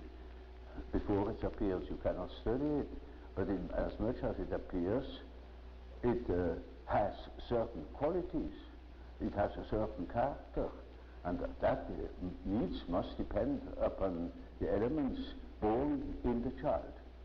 So factors determining human behavior are born with the child and determine its further development. Now that is one side of the picture. The other side of the picture is the individual lives in connection with others in certain definite surroundings that will influence the given combination of qualities. And that is now also a very complicated factor, because the environmental influences are not merely personal. There are any amount of objective factors, the general social conditions, laws, convictions, ways of looking at things, of dealing with things. Now, these things are not of an arbitrary character. They are historical. There are historical reasons why things are as they are. And as there are historical reasons for the qualities of the psyche that is born, there is such a thing as the history of man's evolution in the past eons. And that shows that a real understanding of the psyche must consist in the elucidation of the history of the human race, history of the mind, for instance, as of the biological chapters, the biological data. So when I wrote my first book concerning the psychology of the unconscious, I already had formed a certain idea of the nature of the unconscious. To me it was then a living remnant of the original history of man, living in his surroundings. A very complicated picture. Of course, you brought up many very interesting and provocative ideas here, as you have, of course, in your many thousands of pages of writing and written work. And, of course, running through all your work, there are many of these ideas, and the personal unconscious, the race unconscious, the self, the ego, the persona, the energy principles, such as we mentioned, entropy and equivalence and so on, in a sense, the first and second law of thermodynamics, I believe, that you suggest or allude to. And now, in trying to look at the whole person, of course, one is struck that you are trying hard to look at the whole person, that you don't want to look at these little parts of this person, but feel there's sort of a total future realization of the whole that may be very important.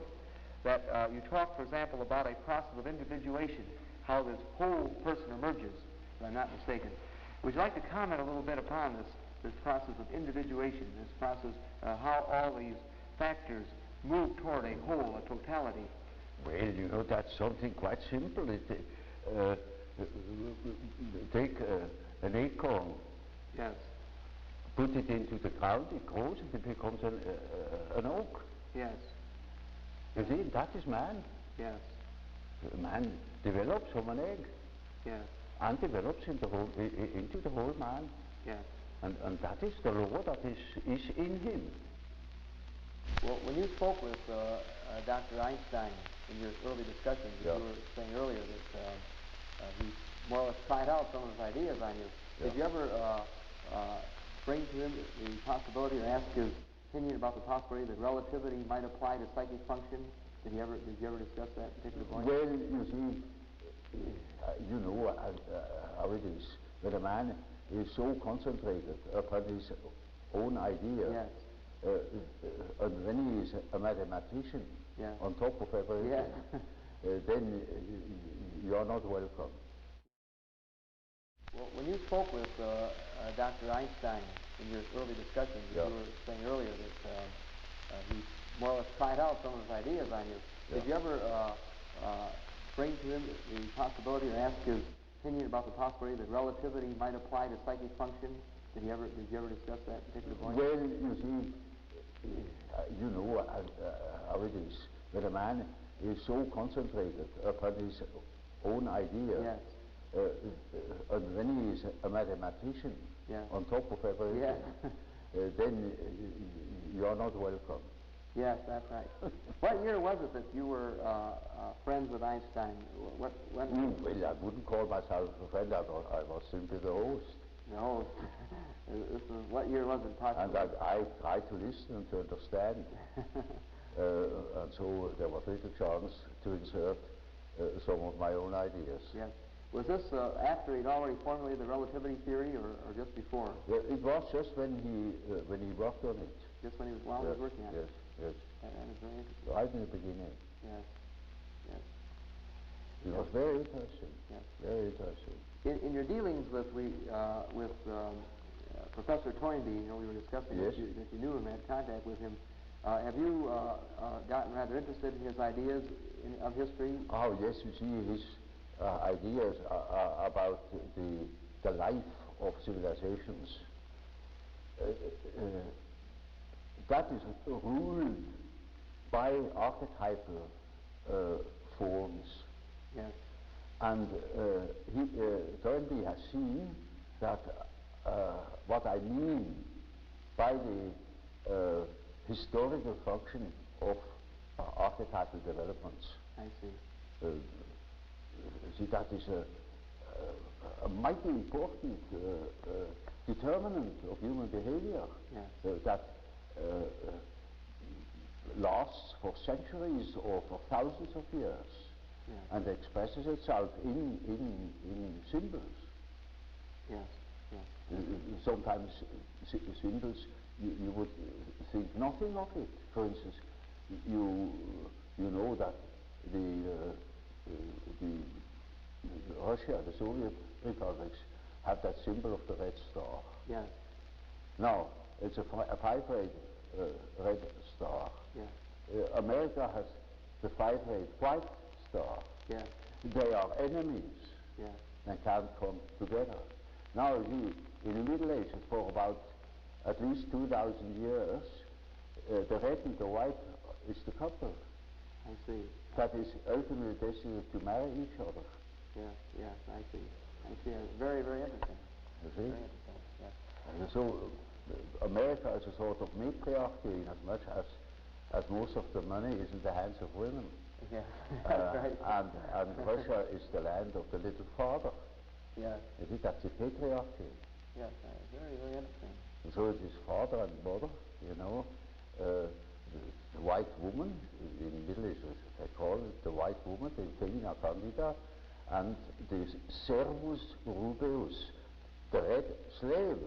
I see, yes. Now, so it was going to happen. The two lovers that quarrel with each other. Yes. I was about to ask you a little bit about what seems to be a very fundamental part of your writing and your ideas, and it's encased in the term Mandala. Now this seems to be sort of an ultimate realization, a direction, and I would certainly be most interested in hearing your observations on this idea. Well, Mandala is just one typical archetypal form. Yes. It is what they call in alchemy the quadratura circuli, yes. the square in the circle, yes. or the circle in the square. Yes. And it is an age-old symbol. Yes.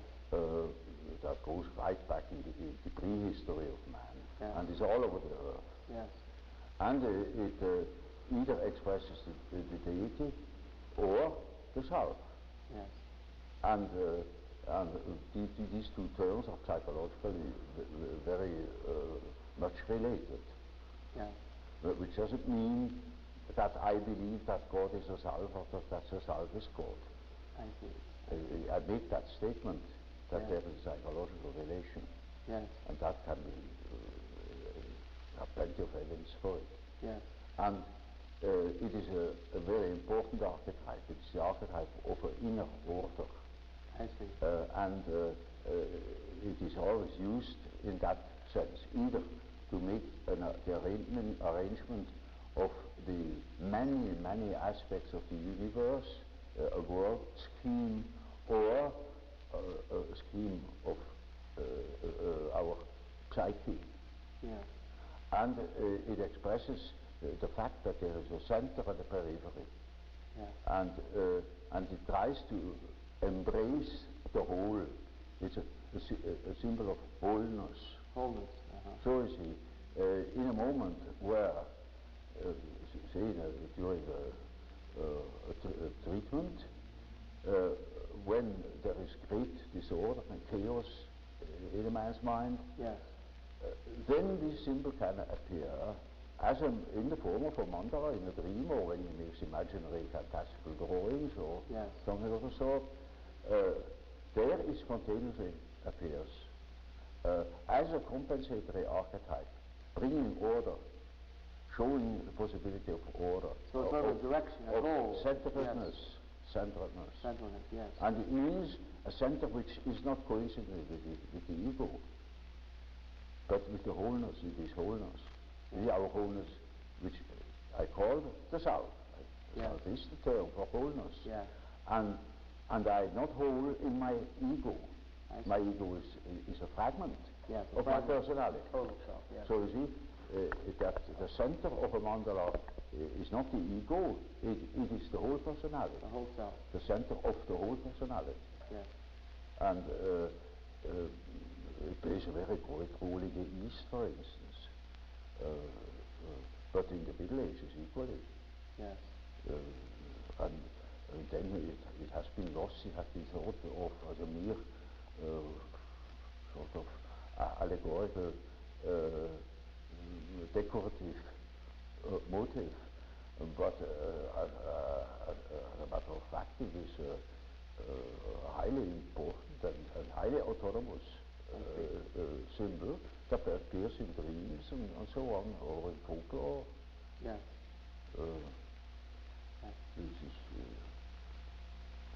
This is, one could easily say, the main archetype. Yes. Yes. Now, in speaking of this totality, which you say is sort of unified in the self, and of course, as you suggested here, that the mandala is this very important archetype symbolizing this balance, I believe, as you yes. alluded to here. Yes.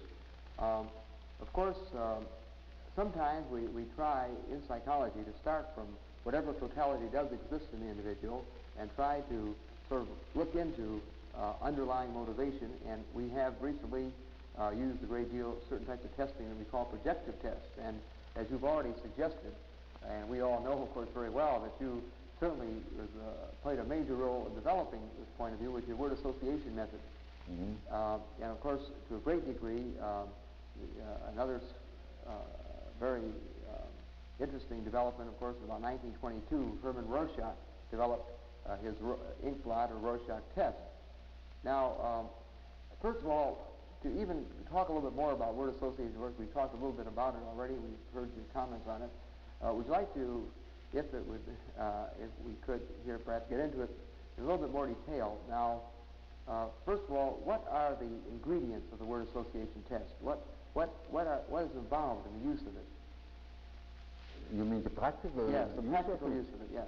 Oh well, you see, in the beginning, when I was a young man, of course, I was completely disoriented with patience.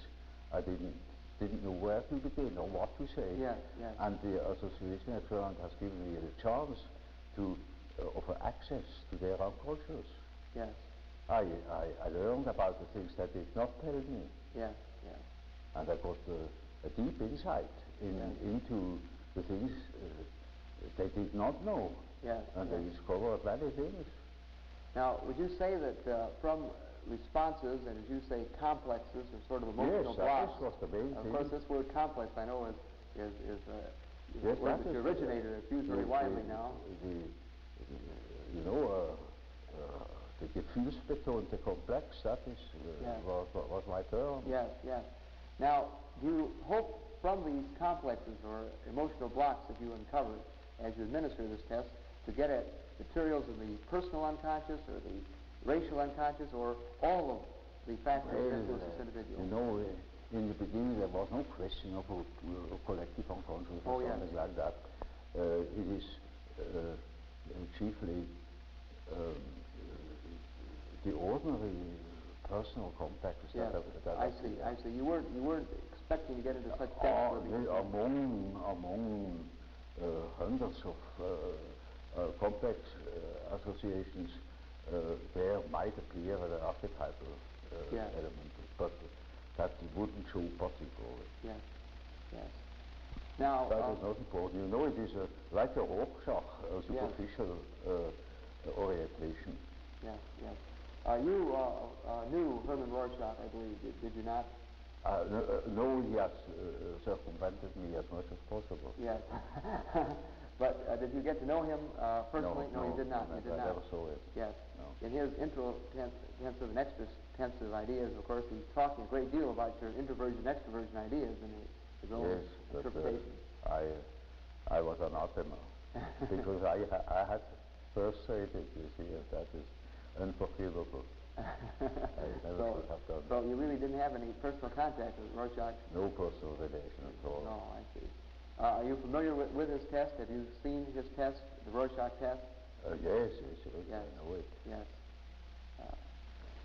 But I never applied it. You never applied the test? Because later on, of course, I didn't apply the association test anymore because it wasn't necessary. Yes. I learned what I had to learn through it, but for the exact examination of psychic reactions, I think it is a very excellent means.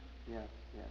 Well, would you say, for example, that the practicing psychiatrist, the clinical psychologist, or the practicing psychiatrist could use these projective tests like the Rorschach? For instance, for the education of a psychologist, practical psychologist who's meant to do actual work with people, I think it was the best means to make him see how the unconscious works. Is that right? The projective test? It's exceedingly didactic. I see. There you can demonstrate repression or the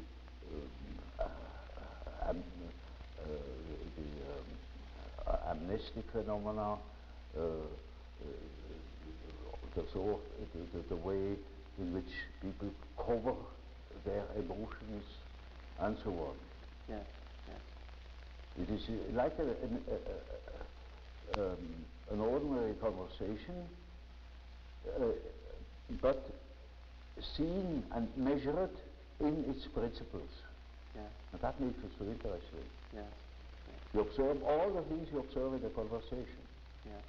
For instance, you ask people something, you discuss certain things, and you observe little hesitations, mistakes in speech, certain gestures. All that comes to the foreground and measurable, you know, in the experiment. And so it is. I think I don't overrate the didactic value of it. I think very highly of it. Yes, and we still use it in the education of young alienation. Yes, use it, I see. Or, you see, for instance, if I had a case that doesn't want to talk, I can make such an experiment that I find out a lot of things through the experiment. Yeah, yeah. I have, for instance, discovered a murder. Is that right? Oh, would you like to tell us a little bit more how this was done? You have that lie detector in the United States. Yes. Well, that is the association test I have worked out with the psychosomatic phenomenon. I see.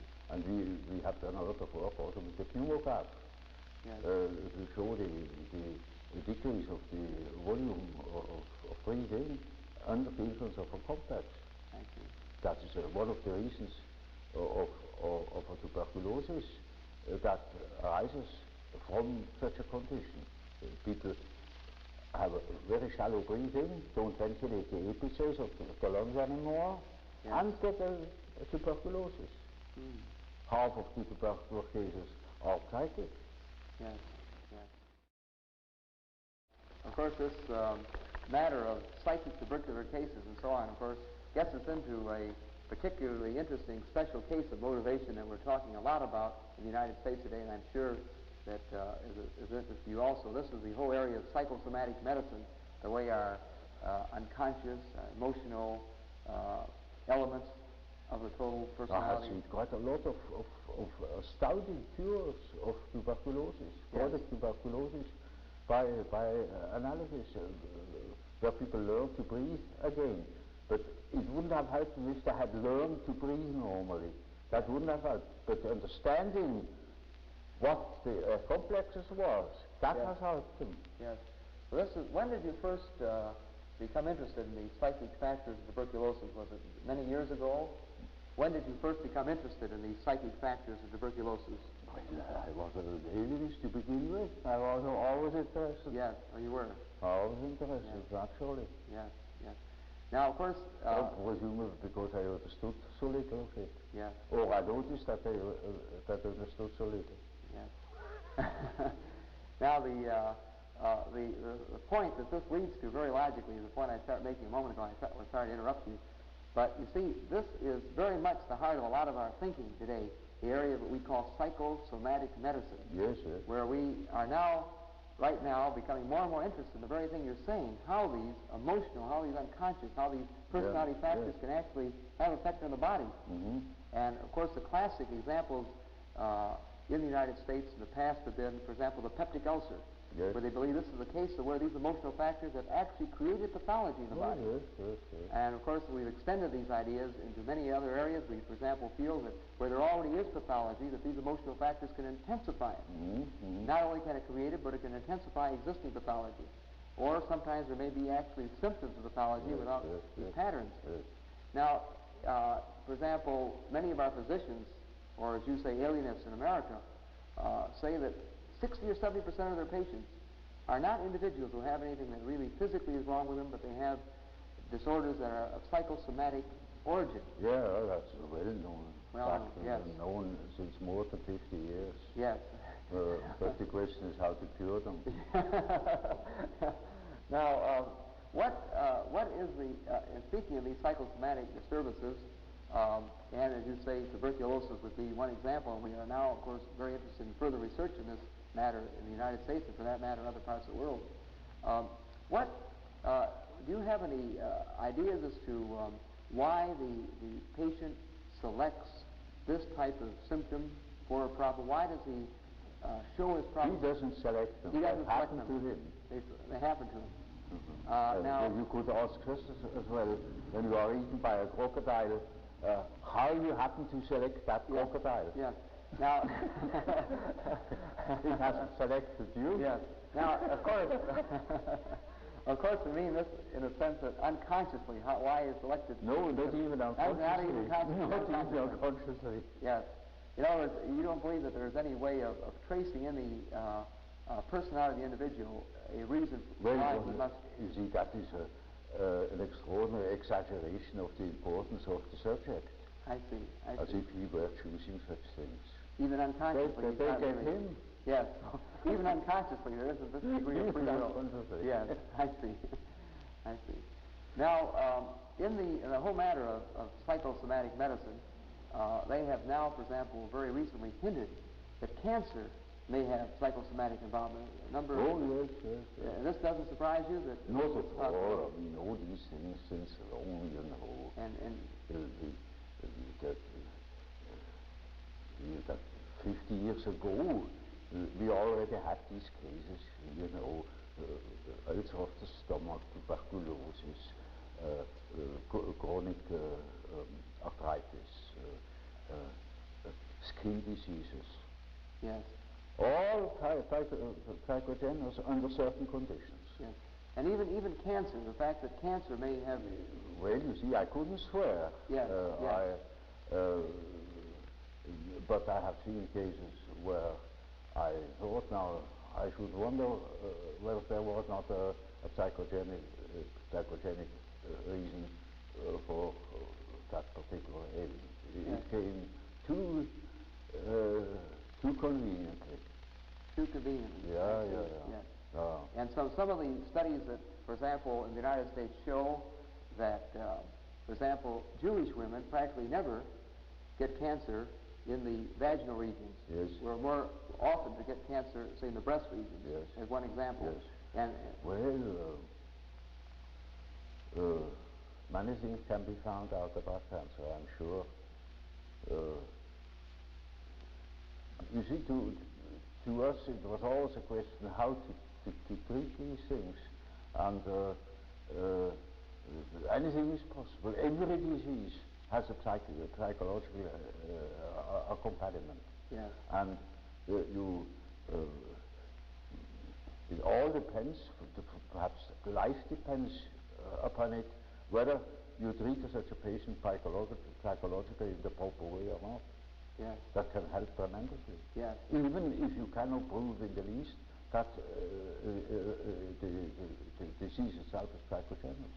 Yes. Or you can have an infectious disease in a certain moment of a psychical ailment or predicament. Yes. Because you are particularly accessible to an infection.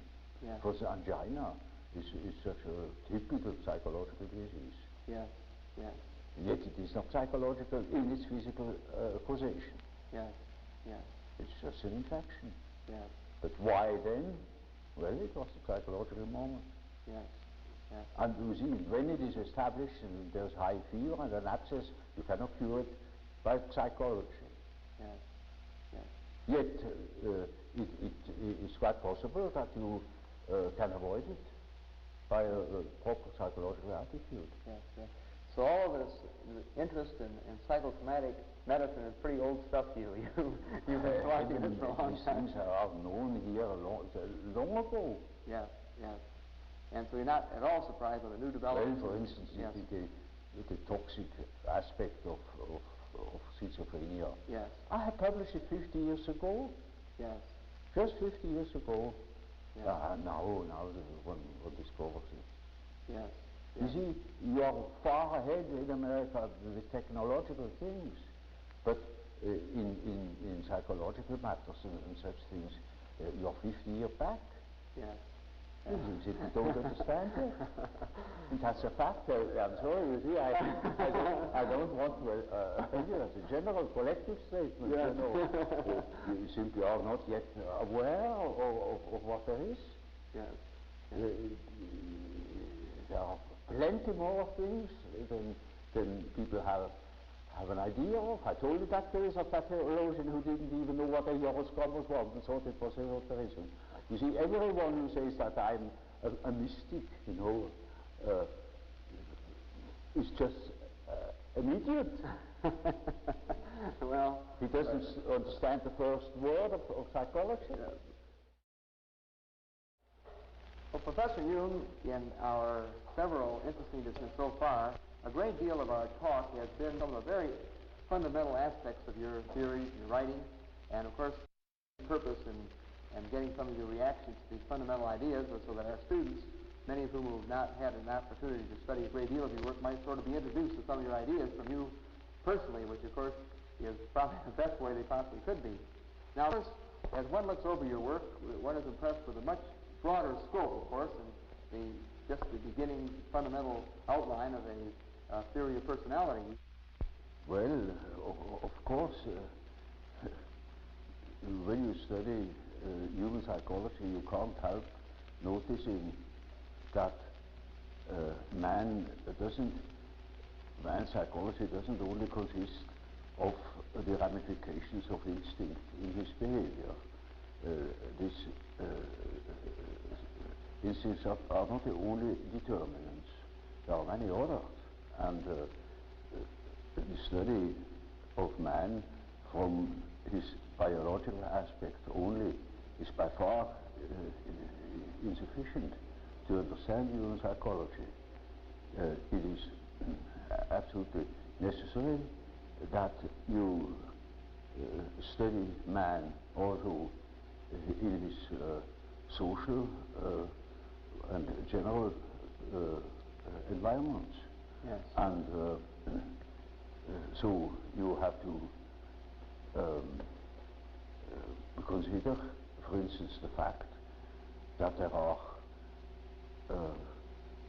different kinds of society, different kinds of nations, different traditions, and to that purpose it is absolutely necessary that one treats the problem of the human psyche from many standpoints, and each is a most considerable task, naturally.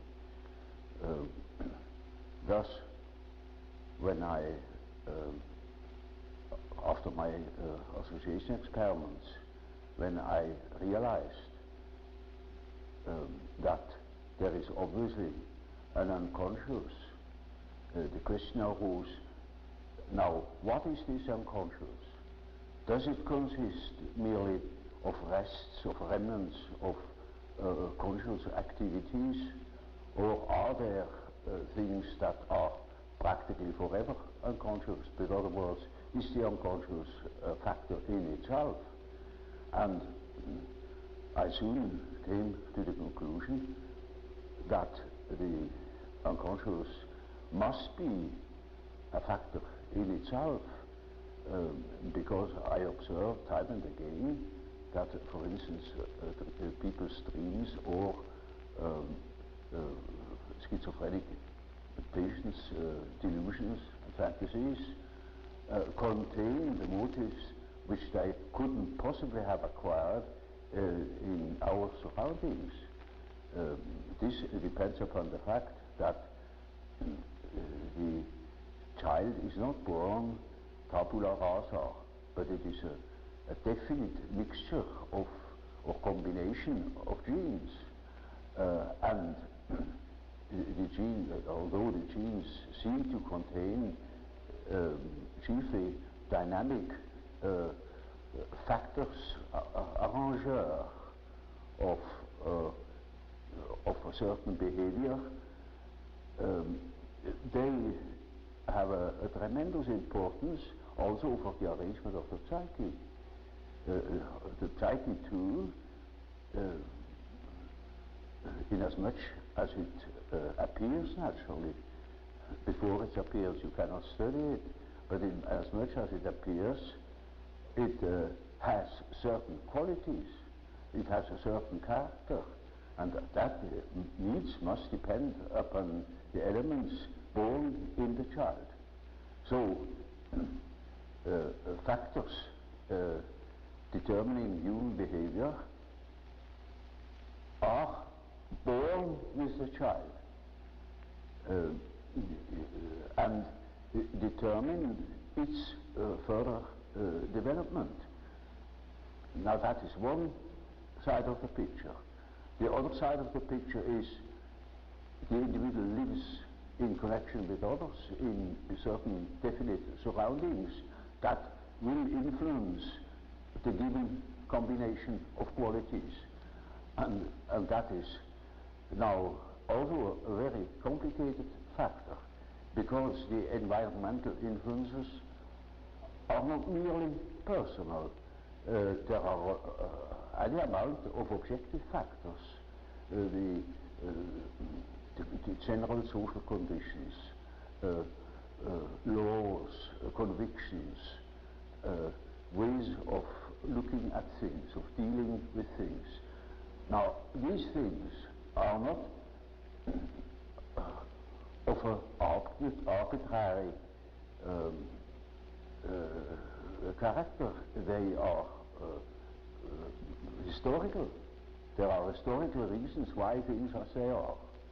And as there are historical reasons for the qualities of the psyche that is born, there is such a thing as the history of man's evolution in the past eons. And that shows that a real understanding of the psyche must consist in the elucidation of the history of the human race, history of the mind, for instance, as of the biological, exactly as the biological data. So when I wrote my first book concerning the psychology of the unconscious, I already had formed a certain idea of the nature of the unconscious. To me, it was then a living remnant of the original history of man, living in his surroundings. A very complicated picture. And my material then, my empirical material, was formed chiefly by lunatics, by cases of schizophrenia. And there I had observed that there are, chiefly in the beginning of a disease, invasions of fantasies into conscious life, fantasies of an entirely unexpected sort, most bewildering to the patient. He gets quite confused by these ideas, and he gets into a sort of panic because he never before has thought such things, that they are quite strange to him and equally strange to his physician. You see, the alienist is equally dumbfounded by the peculiar character of those fantasies. And therefore one says, that man is crazy. Crazy to think such things. Nobody thinks such things. And the patient agrees in a way with him. If he would at least agree, or he does even agree. And all the more he gets into a panic. So, as an alienist, I thought it to be really the task for psychiatry to elucidate that thing that broke into consciousness, these voices, these delusions, and in those days, that is, mind you, more than 40 years ago, or almost 50 years ago, I had no hope to be able to treat these cases or to be able to help them, but I had a very great scientific curiosity, and I wanted to know what these things really were, because I thought that these things had a system. They were not merely chaotic, decayed material, because there was too much sense in those fantasies.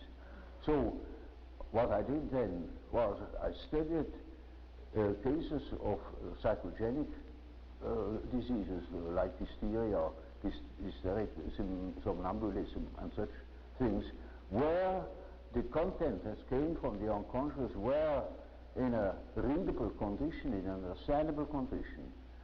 And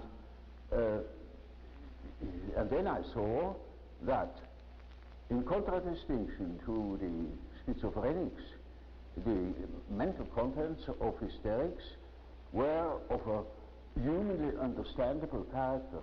They were even elaborate, dramatic, suggestive, insinuating.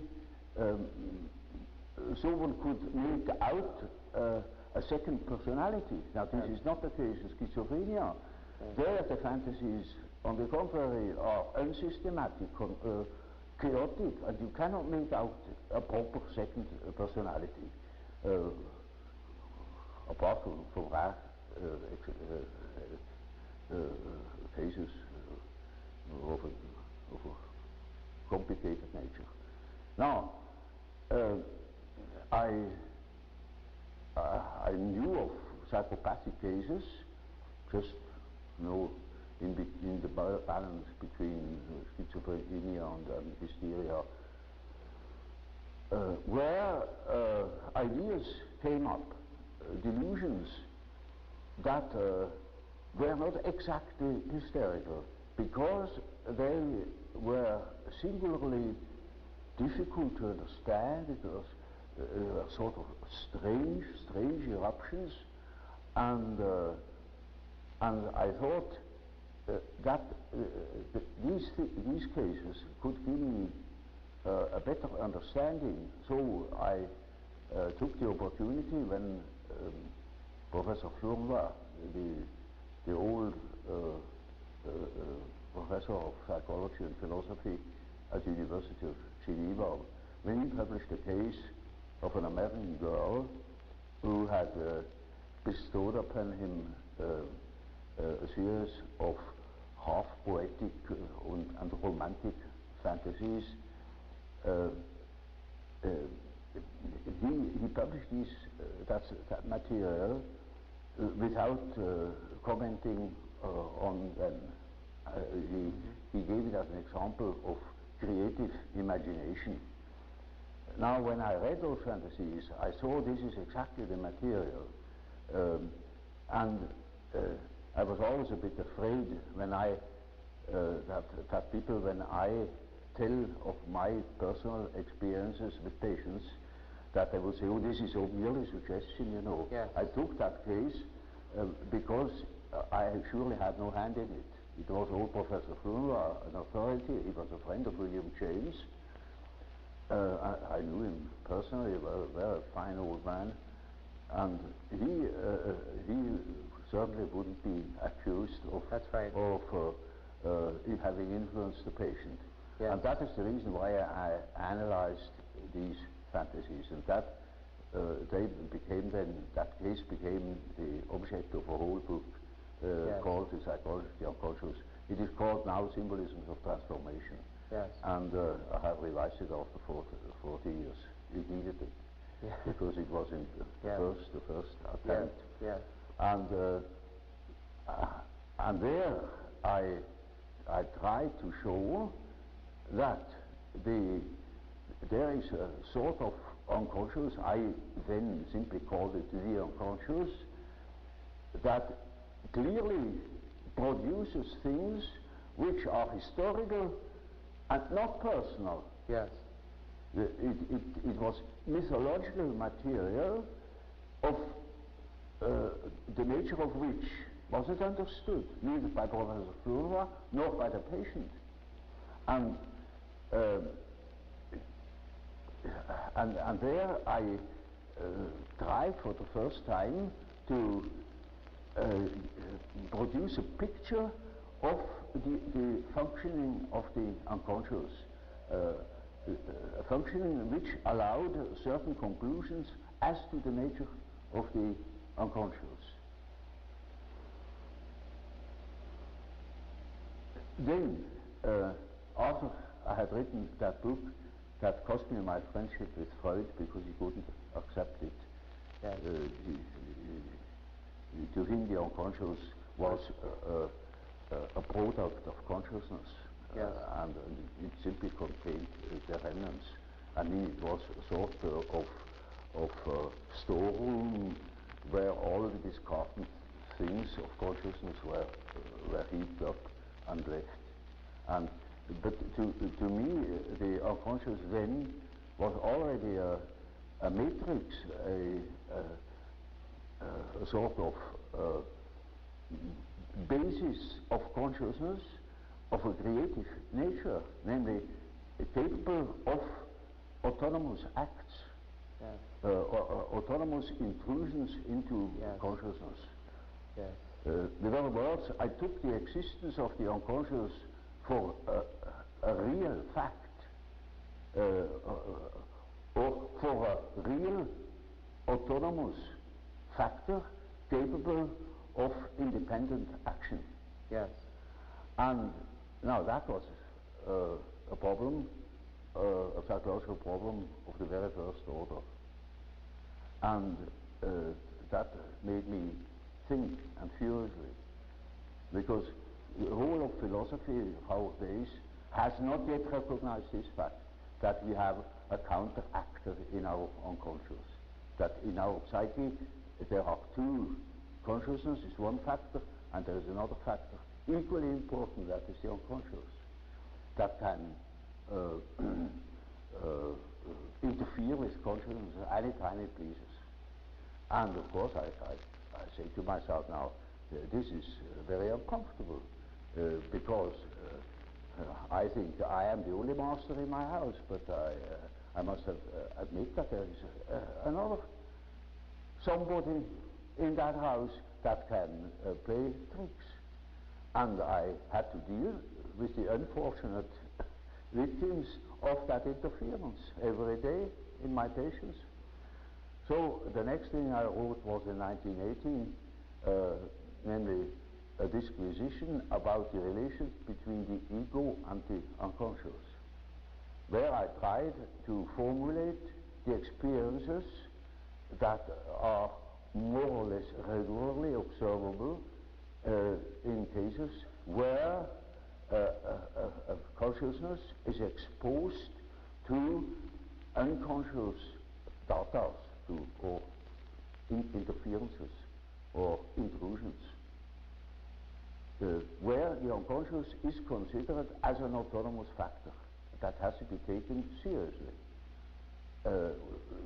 where one doesn't say anymore or undervalue the unconscious by assuming it is nothing but a discarded remnant of consciousness.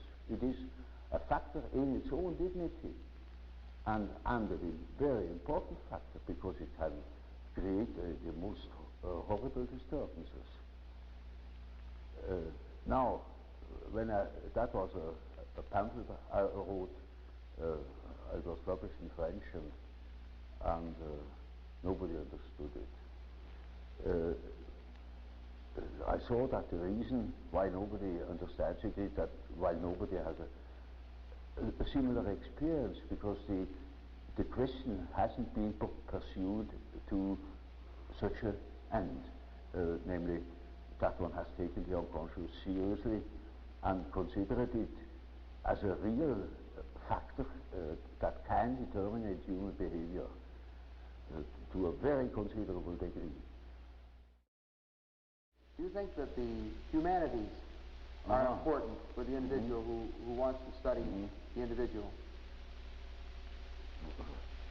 One doesn't see what an education without humanities is doing to man. Yes. He loses the connection with his family, as it were. That means with the whole stem, the tribe, the connection with the past, that he lives in that in which man always has lived. Man has always lived in the myth. And we think we are able to be born today and to live in no myth, without history. That is a disease. That's absolutely abnormal, because man is not born every day. He is once born in a specific historical setting, with the specific historical qualities, and therefore he is only complete when he has a relation to these things. It's just as if you were born without eyes and ears, when you are growing up with no connection with the past. From with the sample of natural science, you need no connection with the past. You can wipe it out. Yes, yes. And that is a mutilation of the human being. Now I saw through my practical experience that this kind of proceeding had a most extraordinary therapeutical effect. I can tell you such a case. That was a young Jewish girl, and her father was a banker, and she had received an entirely worldly education. She had no idea of any tradition or so. And then I went further into her history and found out that her grandfather had been a Sadiq in Galicia, and when I knew that, I knew the whole story. That girl suffered from a phobia, a terrific phobia, and has been in a psychoanalytic treatment already with no effect. And she was really badly plagued by that phobia, anxiety states of all sorts. And then I saw that girl has lost the connection with the past, has lost, for instance, the fact that her grandfather was a Sadiq, that he lived in the myth, and her father has fallen out of it too. So I simply told her, you will understand what your fear is. You know what you have lost? And she didn't, of course not. I said, your fear is the fear of your way. You know, the effect was that within a week she was cured from so many years of bad anxiety states. Because you see, that went like a lightning through her. But, I only could say it because I knew that she is absolutely lost. She thought she was in the middle of things, but she was lost, gone. Made no sense. Well, what is our existence? You know, when we are just average numbers. You know, the more you make people to average numbers, the more you destroy our society. Yes. The ideal state is then a slave state. Then you can go to Russia. There is wonderful. There you can be a number, but one pays it very dearly. Our whole life goes into blazes. Okay. And so here I have plenty of cases of a similar kind. And that has naturally led me on to a profound study of the archetype. So, Professor Jung, so you began to see, in a sense, your typology led to a sort of a theory of a psychology of opposites, that the conscious would reveal one side of a type, and the unconscious would be the other side. Yeah. And that this would be a very important way, then, of helping you to analyze and understand the individual. Oh, yeah, diagnostically it is quite, from a practical point of view, quite important. Well, the point I wanted to elucidate is, you know, in analyzing a patient, you make typical experiences. Namely, there is a sort of typical way in which the integration of consciousness takes place. Namely, the average way is that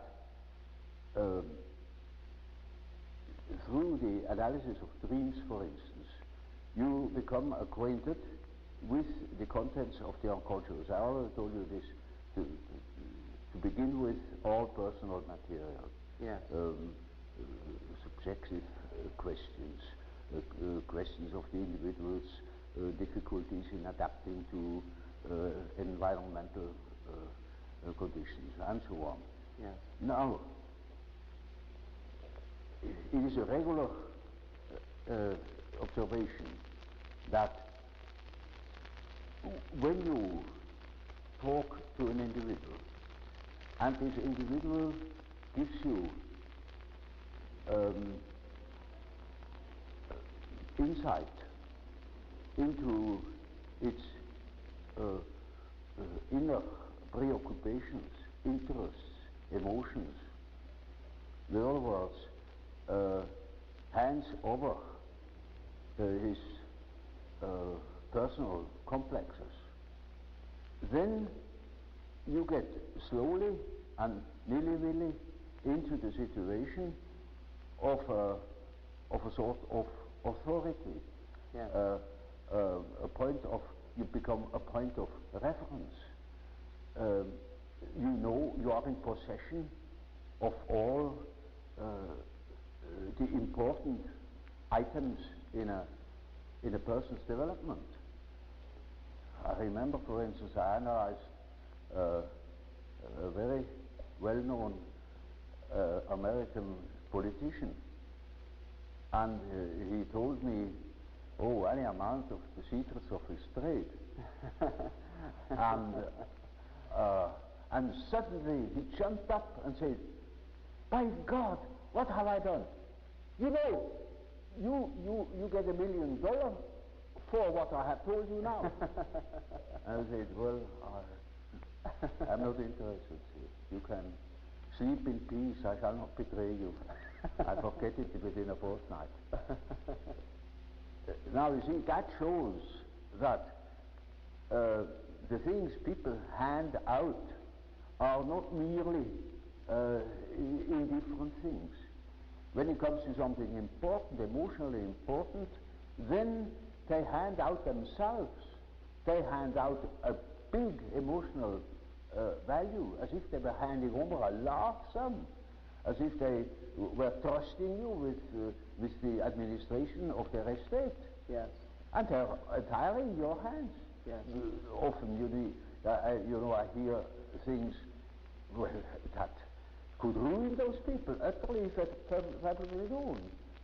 Or it would give me, if I should have any blackmailing tendencies, unlimited power to blackmail them.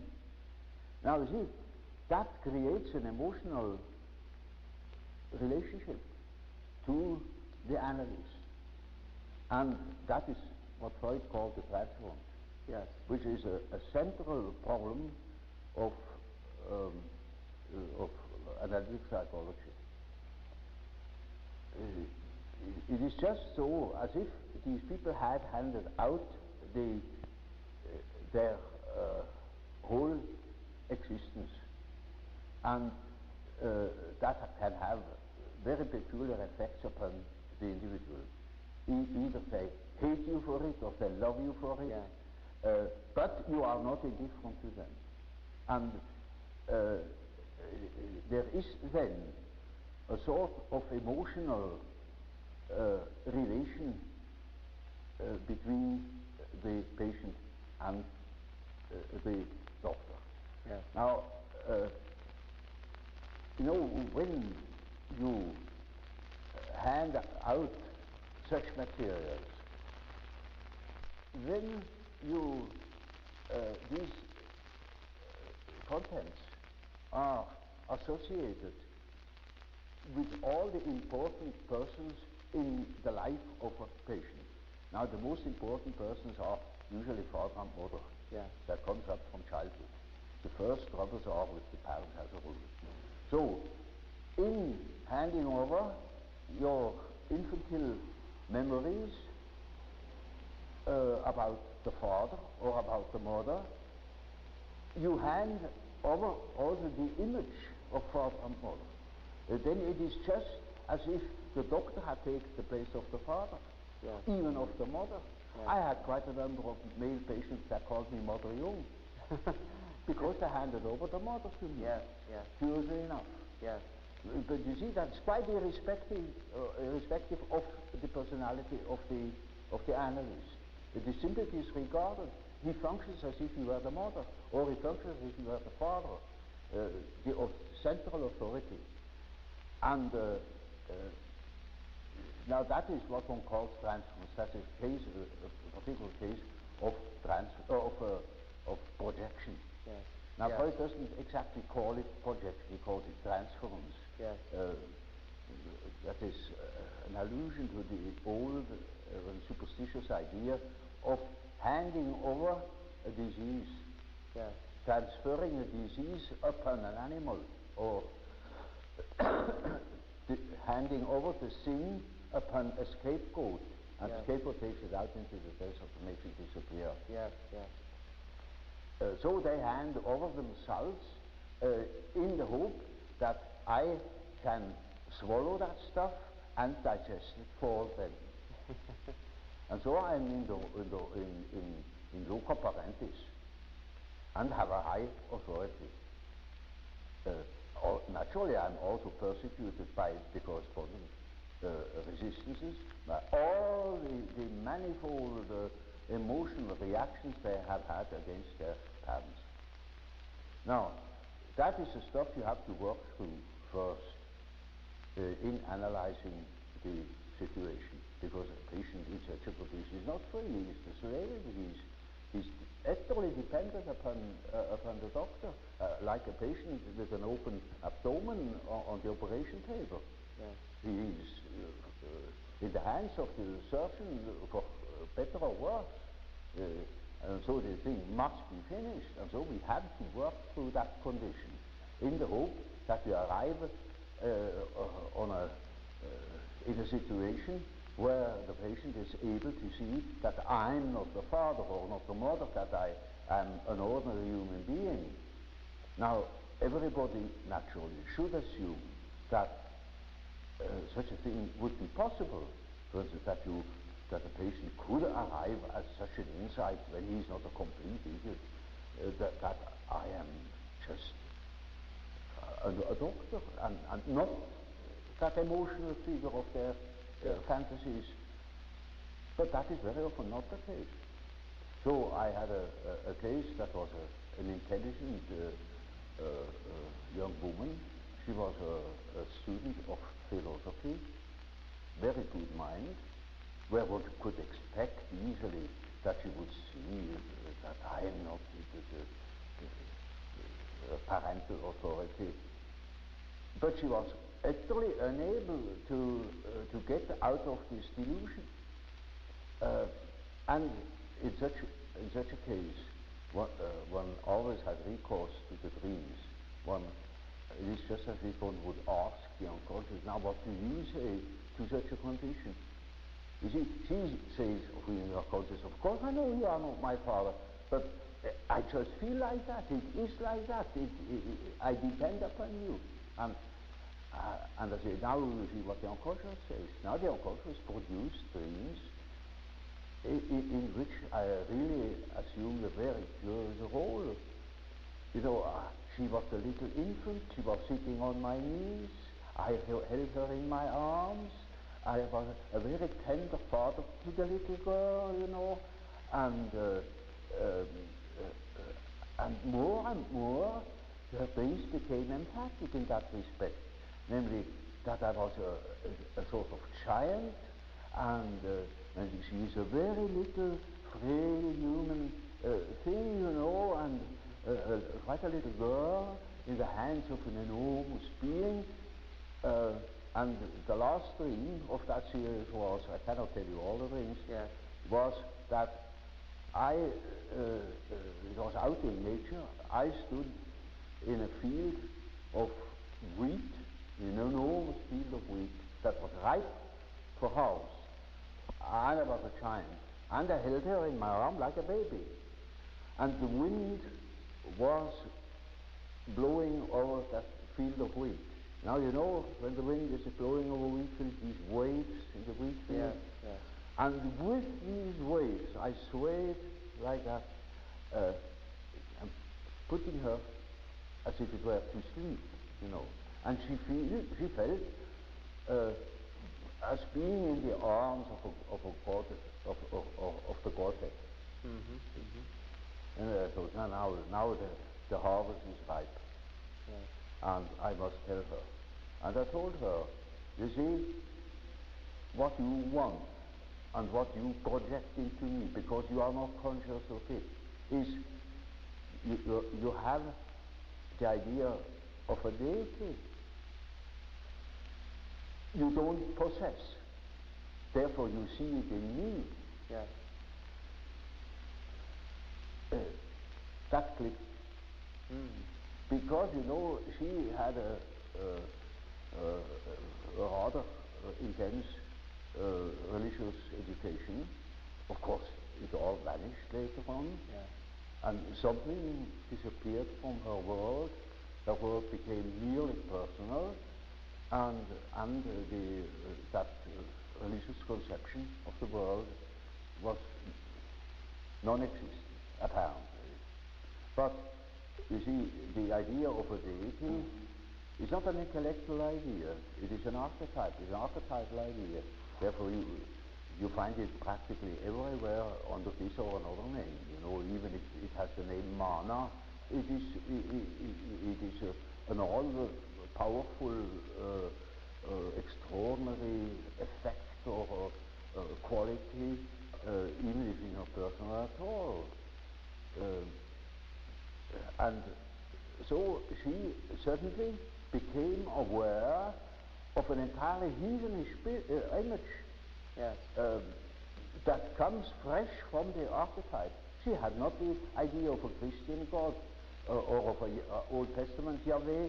It was a heathenish God. You see, a God of nature, of vegetation. He was the weak himself. He is the spirit of the weak, the spirit of the wind. And she was in the arms of that Newman. No. Now, that is the living experience of an archetype. Now, that made a tremendous impression upon that girl, and instantly it clicked. She saw what she really was missing, that missing value that was in the form of a projection in myself and made myself indispensable to her. Yes. And then she saw it is not indispensable, because it is, as the dream says, she is in the arms of that archetypal idea. Now that is a luminous experience, you see.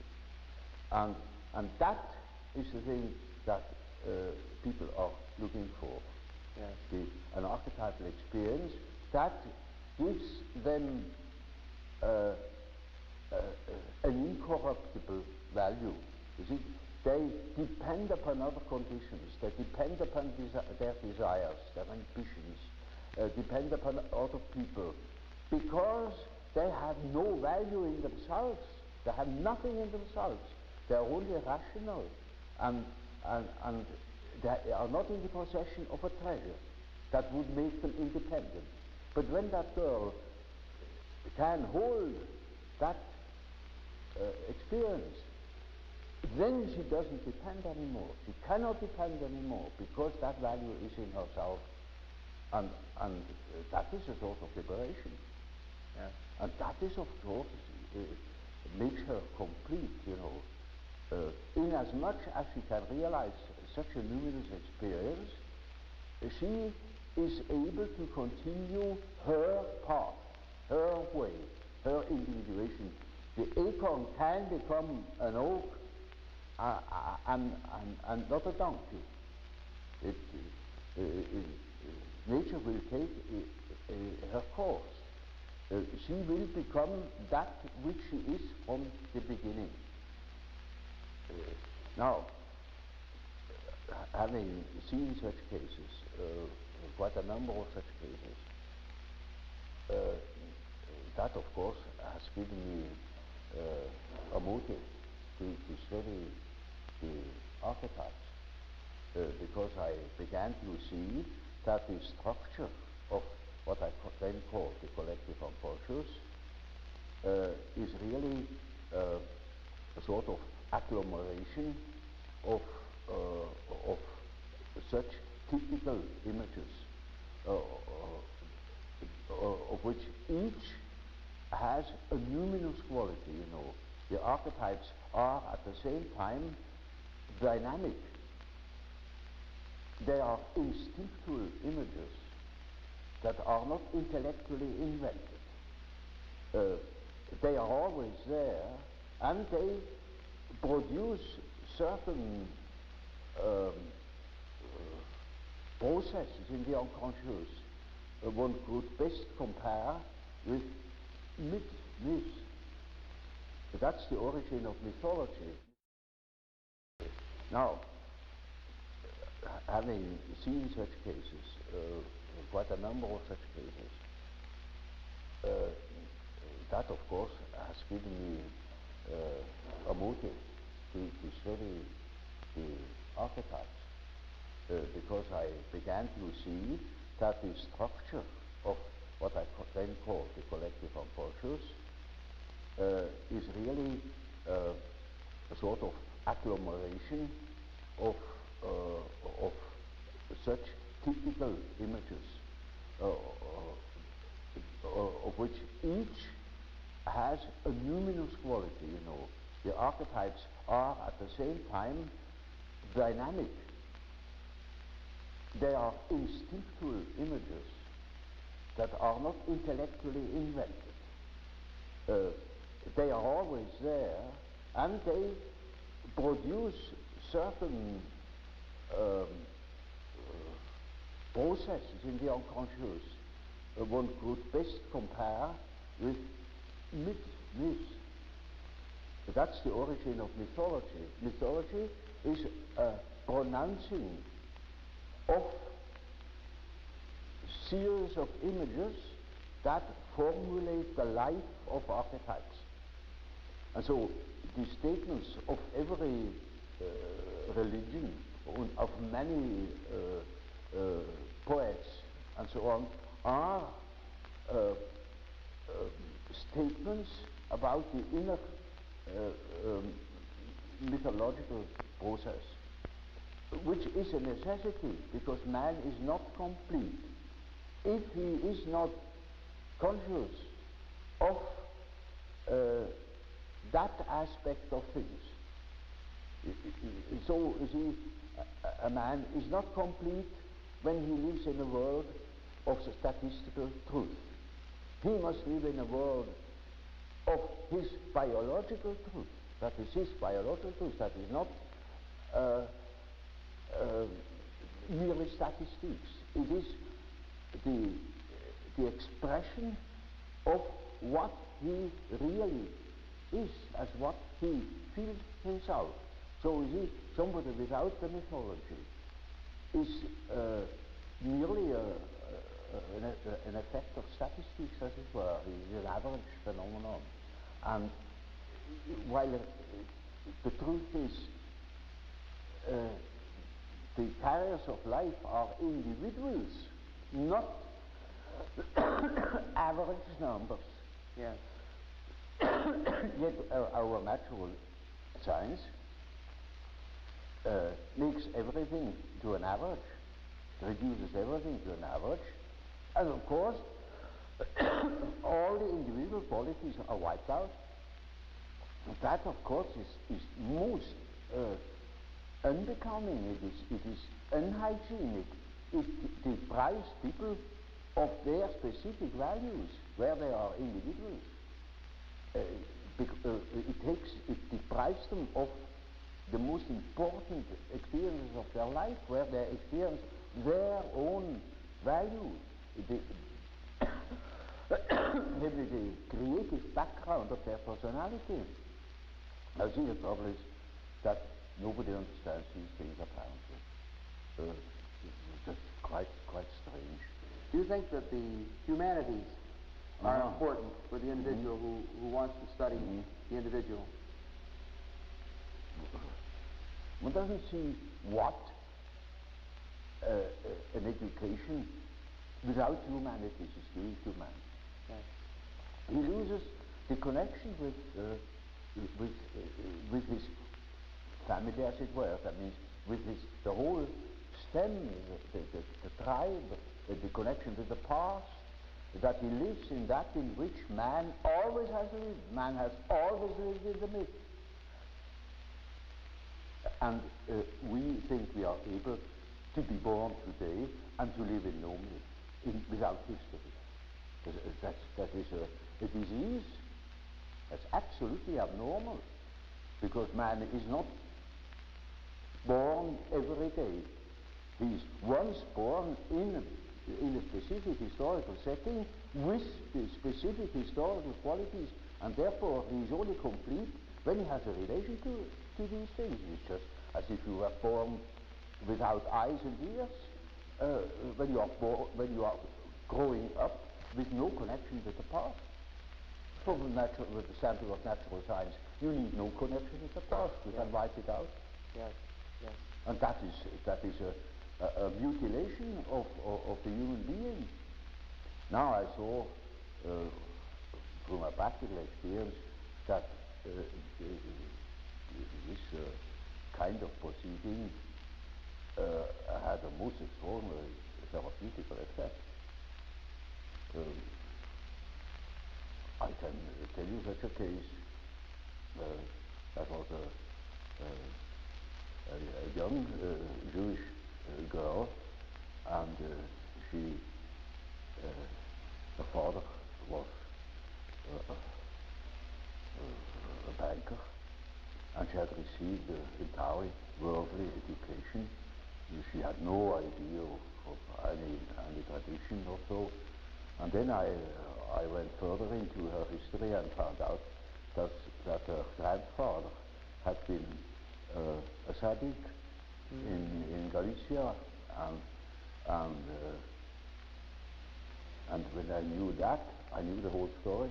That girl suffered from a phobia, a terrific phobia, and has been in a psychoanalytic treatment already with no effect.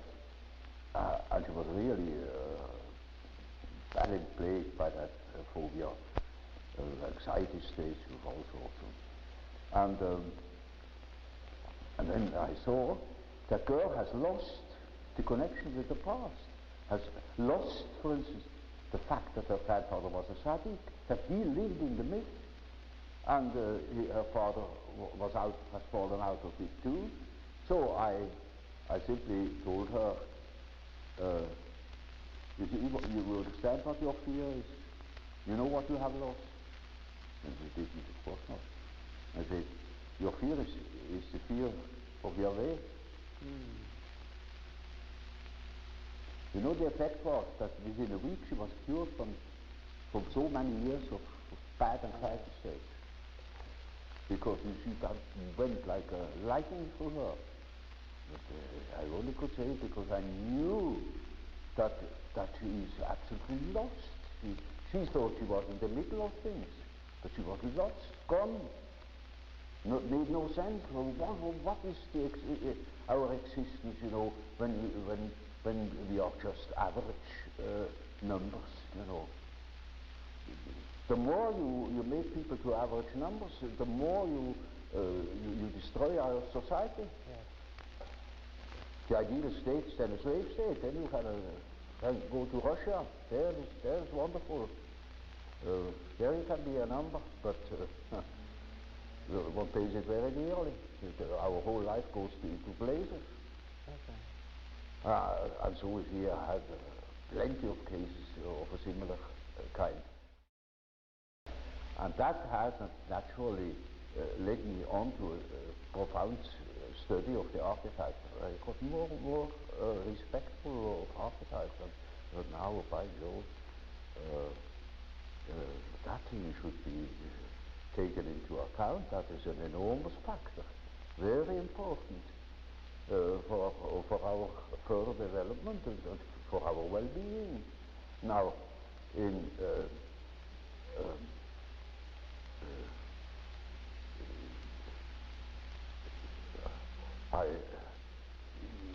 was of course difficult to know where to begin, because this is such an enormously extended field, and the next question I asked myself was, now where in the world has anybody been busy with that problem? And I found nobody, except a peculiar spiritual movement that went together with the beginnings of Christianity, namely the Gnostics. And that was the first thing I said that I saw. They were concerned with the problem of archetypes and made a peculiar philosophy of it. As everybody makes a peculiar philosophy of it when he comes across it naively and doesn't know that those are structural elements of the unconscious psyche. Now they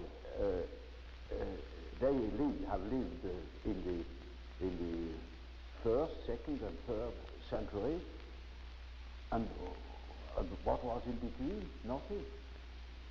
And now today we certainly fall into that hole and are confronted by the problems of the collective unconscious, which were then the same in 2000 years ago, and we are not prepared to meet that problem. I was always looking for something in between, you know, something that linked that remote past with the present moment, and I found, to my amazement, it is alchemy. That is understood to be a history of chemistry. It is, one could almost say nothing less than that. It is a peculiar spiritual movement or philosophical movement. They call themselves philosophers, like Gnosticism. And then I read the whole accessible literature, Latin and Greek, studied it because it was enormously interesting. It is the mental work of 1,700 years in which there is stored up all they could make out about the nature of the archetypes in a peculiar way. That's true. It is not simple, and most of the texts are not published, no more published since the Middle Ages. The last editions are in the middle or end of the 16th century, all in Latin, and some texts are in Greek, and not a few very important ones. Now, that has given me no end of work, but the result was most satisfactory because it showed me the development of our unconscious relations to the collective unconscious, and the variations our consciousness has undergone while being unconsciously concerned with these mythological images. For instance, such phenomena as in Hitler or so, you know, that's an archetypal phenomena, and we've got to understand these things. It is just as so as if a terrific epidemic of typhoid fever were breaking out, and we say, now this is typhoid fever. Isn't that a marvelous disease? It can take on enormous dimensions, and nobody knows anything about it. Nobody takes care of the water supply. Nobody thinks of examining the meat or something like that. One simply states that this is a phenomenon, yes, but one doesn't understand it. And to me, of course, it was an enormous problem, because it is a factor that has determined the fate of millions of European people and of Americans. It is nobody can deny that he has been influenced by the war. But that is all Hitler's doing, and that's all psychology. our foolish psychology. But you only come to an understanding of these things when you understand the background from which it springs. Yes. And so, of course, I cannot tell you in detail about about alchemy. It is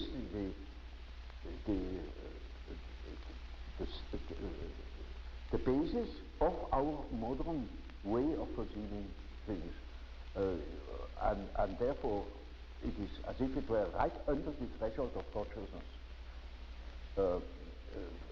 This is a wonderful picture of how the development of archetypes, that means the movement of archetypes, looks, when you look upon them as if from above, maybe from today, you look back into the past and you see how the present moment has evolved out of the past. It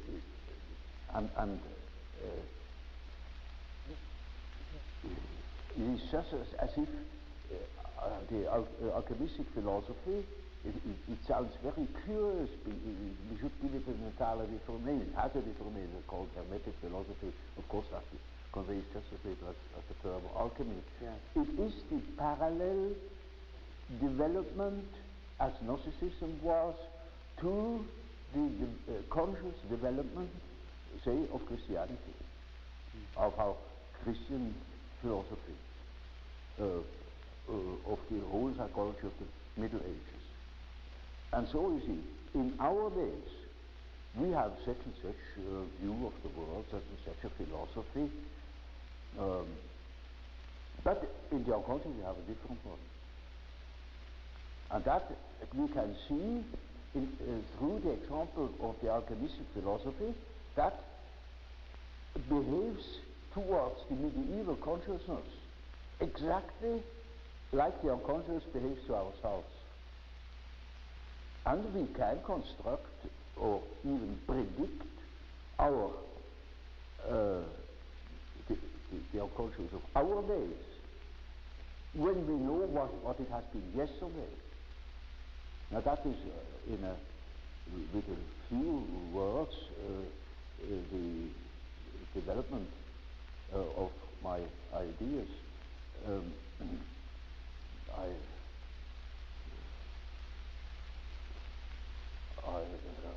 Without going into detail, I couldn't further yes, well, you have gone into great detail elsewhere, though, much of your writing, of course. Well, people have to read the books finally, that's right. in spite of the fact that they are thick. And we're hoping. I'm sorry.